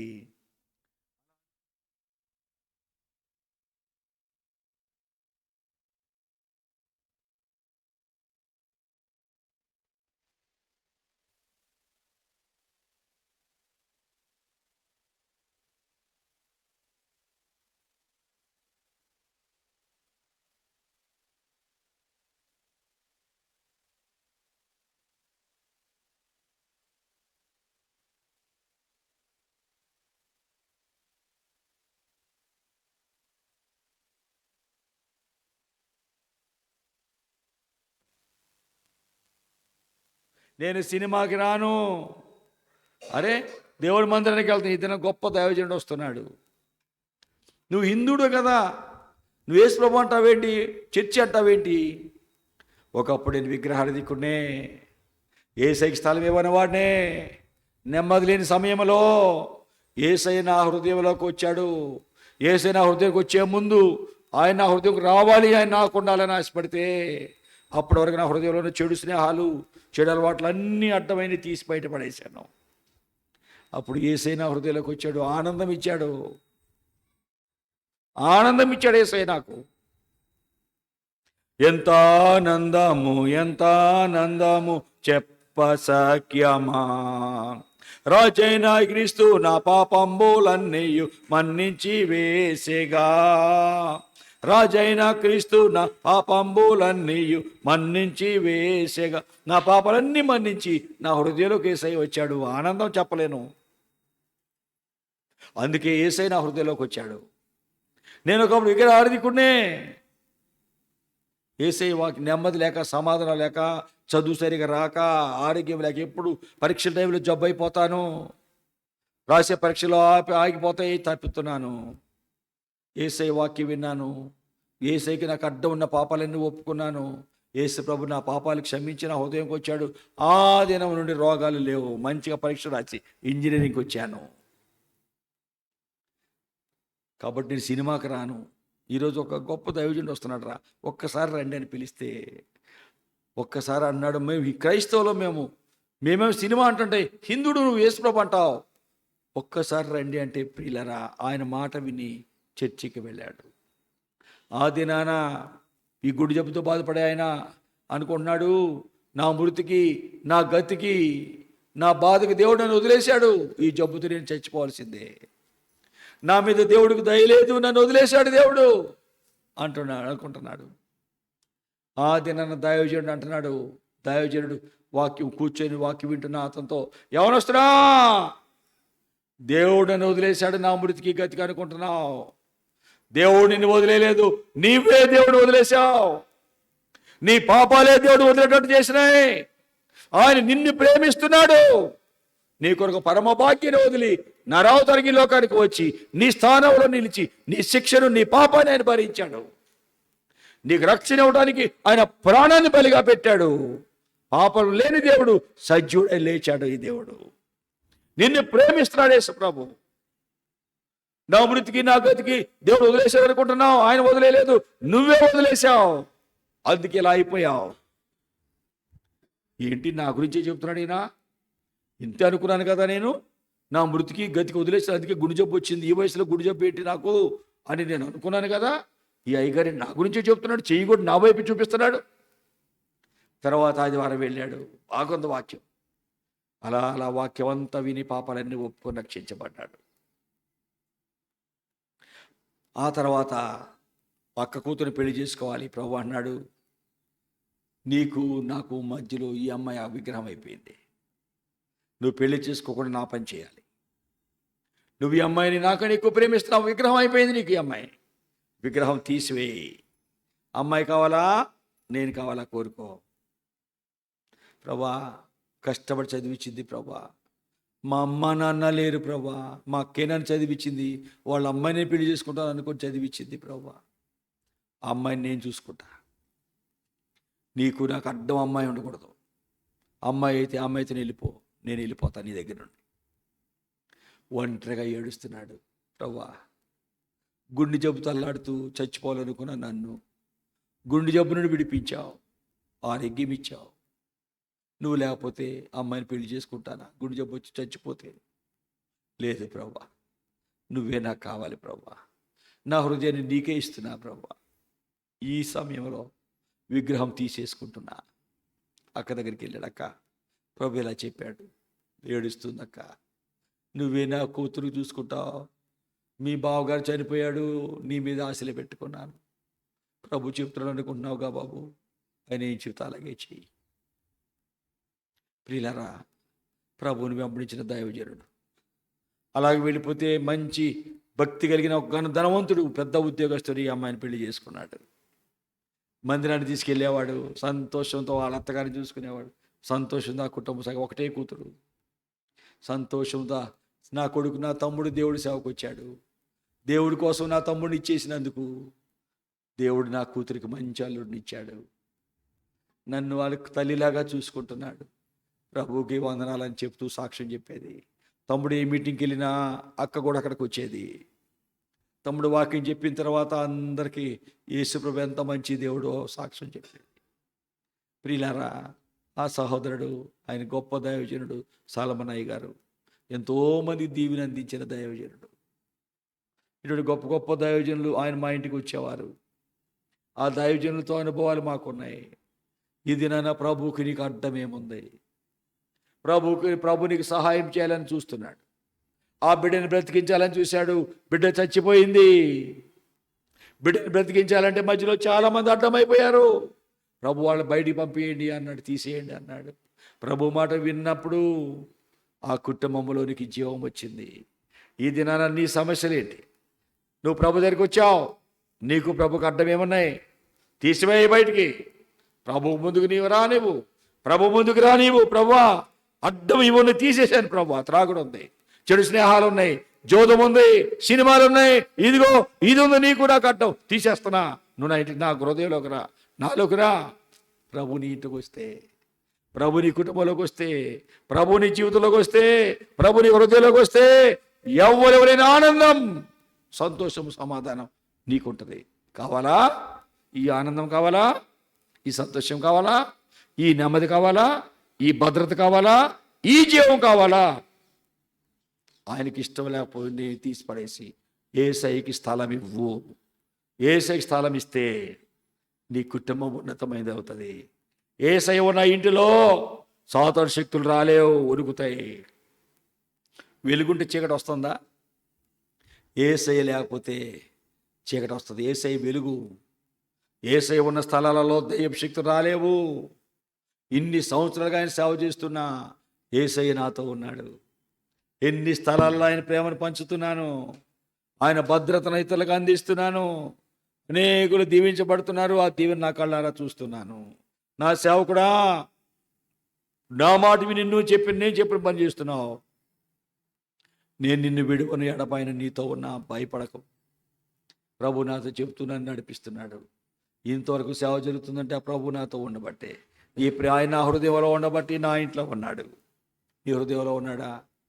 ఇప్పుడే చెప్పు, ప్రభా నా హృదయంలోకి రాయ్యా, ఇదిగో ఈ పాపం ఉంది. ప్రభా, దావీదు ప్రభు దగ్గర ఏడుస్తున్నాడు, ప్రభా ఎప్పుడు నా ఇంటికి వస్తావు? ఎప్పుడు నా ఇంటికి వస్తావు? 101వ కీర్తన, కీర్తన గ్రంథము 101వ అధ్యాయం. ఎలాగా ప్రభుని అడుగుతున్నాడో చూడండి. ఈయన ఎలాగా ప్రభు పాదాలు పట్టుకుంటున్నాడో చూడండి. అయ్యా అయ్యా. 2వ వచనం, నిర్దోష మార్గములు వివేకంతో ప్రవర్తిస్తా, ఎప్పుడు నా దగ్గరకు వస్తావు? అయ్యా, నిర్దోష మార్గంలో వివేకంగా నడుచుకుంటూ ఎప్పుడు వస్తావు నా దగ్గరికి? నా ఇంట యథార్థ హృదయంతో నడుచుకుంటానయ్యా. నా కన్నులు ఏ దుష్కార్యము నేను ఉంచుకోనయ్యా. భక్తి మార్గము తొలగిన వారి క్రియలు, భక్తి లేని వాళ్ళతో నేను ఉండనయ్యా. భక్తి మార్గం తొలగిన వారి క్రియలు నాకు అంటనీనయ్యా. మూర్ఖ మనసున్న వాడు నా దగ్గర నుండి తొలగిపోవాలయ్యా. చెడును నేను అనుసరింపనయ్యా. పొరుగు వారిని చాటును దూషించే వారిని సహింపనయ్యా. గర్వం హృదయం గల వారిని, అహంకార కళ్ళు ఉన్న వారిని సహించనయ్యా. నా ఇంటికి రాయ్యా, నా ఇంటికి రా, నా ఇంటికి రా. ప్రభుని ఇంటికి రావాలని ఆశిస్తున్నాడు. ఈ సమయంలో ప్రభుకి ఇష్టం లేని ఏ నీ ఇంట్లో ఉన్నాయో నీ హృదయంలో నేను చెప్పు, తీసేయి. ఆయన ఇంటికి వస్తే భద్రత, కాపుదల, నెమ్మది, ఆశీర్వాదం, ఆదరణ, అభివృద్ధి, ఆనందం. ఈ కావాలా? ఈ సంతోషము నీకు కావలేనా? ఈ సంతోషము నీకు కావలేనా? ఈ సంతోషము నీకు కావలేనా? నేడే యేసు నొద్దకు రమ్ము. ప్రార్థన చేసుకుందాం. చెప్పు, యేసు దగ్గరికి రా. చెప్పు, ప్రభువా క్షమించు, ప్రభువా రాయ్యా నా హృదయంలోకి, రాయ్యా నా ఇంట్లోకి. అయ్యా నీకు ఇష్టం నేను తీసేసుకుంటాను. నీకు స్థలం ఇస్తానయ్యా, నీకు స్థలం ఇస్తానయ్యా. రాయ్యా నా ఇంటికి. సత్రములో స్థలము లేనందున పశువుల తొట్టెలో పొత్తి గుడ్డలతో పెట్టేశారు. లోకరక్షకుడు యేసయ్యని. స్థలం లేదు. నువ్వు స్థలం ఇస్తావా యేసయ్యకి? యేసయ్యకి నీ హృదయంలో స్థలం ఇస్తే ఆనందం. యేసు ఉన్న ఇంటిలో ఎంత సంతోషం, ఎంత సంతోషం, ఎంత సంతోషం. యేసు ఉన్న ఇంటిలో ఎంత సంతోషం, ఎంత సంతోషం. యేసు ఉన్న హృదయంలో ఎంత సంతోషం, ఎంత సంతోషం, ఎంత సంతోషం. యేసు ఉన్న హృదయంలో ఎంత సంతోషం, ఎంత సంతోషం. యేసు ఉన్న ఇల్లు హృదయంలో ఎంతో సంతోషం. చెప్పు యేసుకి, యేసు ప్రభువా మీ సన్నిధిలో చేరామయ్యా. అయ్యా, లోకరక్షకుడికి సత్రములో స్థలం లేనందున పశువుల శాలలో, పశువుల తొట్టిలో పొత్తి గుడ్డలతో పండుకోబెట్టారంటయ్యా. మేమే మీకు స్థలం ఇవ్వకుండా అయిపోయామయ్యా. స్థలం లేకుండా చేసింది నేనే. నా తలంపులు. చెడు వాటికి స్థలం ఇచ్చాను, చెడు స్నేహాలకు స్థలం ఇచ్చాను, చెడు మాటలకు స్థలం ఇచ్చాను, చెడు అలవాట్లకు స్థలం ఇచ్చాను, త్రాగుడికి, జూదానికి, వ్యభిచారానికి, విగ్రహాలకి స్థలం ఇచ్చాను, చదువుకి, తిండికి స్థలం ఇచ్చానయ్యా. నీకివ్వలేకపోయాను, క్షమించు. ఇప్పుడే నా హృదయాన్ని తెరిచి నీకు ఇస్తా హృదయాన్ని. నా హృదయంలోకి రాయ్యా ప్రభా. వాక్యం విన్నాము నాయన. యాయిరింట్లో స్థలము లేదు, బిడ్డ చచ్చిపోయింది. మీరు రావాలంటే అందరు అడ్డమైపోయారు. పిల్లల్ని కూడా వాయించేవారు, అంగలార్చేవాళ్ళు, జనసమూహం అంతా అక్కడ ఉన్నది. బయటికి పంపియండి, స్థలం ఇవ్వండి అన్న. స్థలం ఇచ్చినప్పుడు మరణము జీవముగా మారిందయ్యా. మా జీవితాల్లో మీకు స్థలం ఇస్తామయ్యా. మీకేమి ఇష్టం లేదు అన్నీ తీసివేసుకుంటామయ్యా. మీకు ఇష్టలుగా బ్రతుకుతామయ్యా. మా ఇంటికి రండి, మా హృదయంలోకి రండి. మీ కొరకు సాక్షులుగా చెయ్యండి. విత్తిన వాక్యాన్ని ముద్ర వేసి భద్రపరచమని యేసునామమున అడుగుచున్నాం తండ్రి. Amen, amen, amen. మనందరం లేచి నిలబడి యేసయ్యకి మన హృదయంలో స్థలం ఇద్దాం. నాదు హృదయపు ద్వారము తెరిచేదను, యేసు పాపపు రోగికి నీవే గతి. 178. 178. నాదు హృదయపు ద్వారము తెరిచేదను, నాదు హృదయపు ద్వారము తెరచేదను, యేసు పాపపు రోగికి నీవే గతి. యేసు చచ్చిన వారిని లేపితివి, యేసు చచ్చిన వారిని లేపితివి, మరి కుంటికి కాళ్ళను ఇచ్చితివి, మరి కుంటికి కాళ్ళను ఇచ్చితివి. నేను పాపిని రోగిని నీవే గతి, నాకు దిక్కి కలేదిక వేరెక్కడ. నాదు హృదయపు ద్వారము తెరచెదను, యేసు పాపపు రోగికి నీవే గతి. యేసు యాయిరు కుమార్తెను లేపితివి, యేసు యాయిరు కుమార్తెను లేపితివి, మరి మృతుడగు లాజరు బ్రతికెనుగా, మరి మృతుడగు లాజరు బ్రతికెనుగా. నేను చచ్చిన పాపిని శరణు ప్రభు, నేను చిన్న పాపిని శరణు ప్రభు, నాకు వేరొక మార్గము లేదికను, నాదు హృదయపు ద్వారము తెరచెదను, యేసు పాపపు రోగికి నీవే గతి, యేసు పాపపు రోగికి నీవే గతి. యేసయ్యకి మీ హృదయం ఇవ్వండి, హృదయంలో యేసయ్యకి స్థలం ఇవ్వండి, యేసయ్యని మీ హృదయంలో చేర్చుకోండి. సమస్యలను విడిపించబడి దీవించబడి సాక్షులుగా బ్రతకండి. అట్టి కృప ప్రియ ప్రభు మీకు అనుగ్రహించును గాక.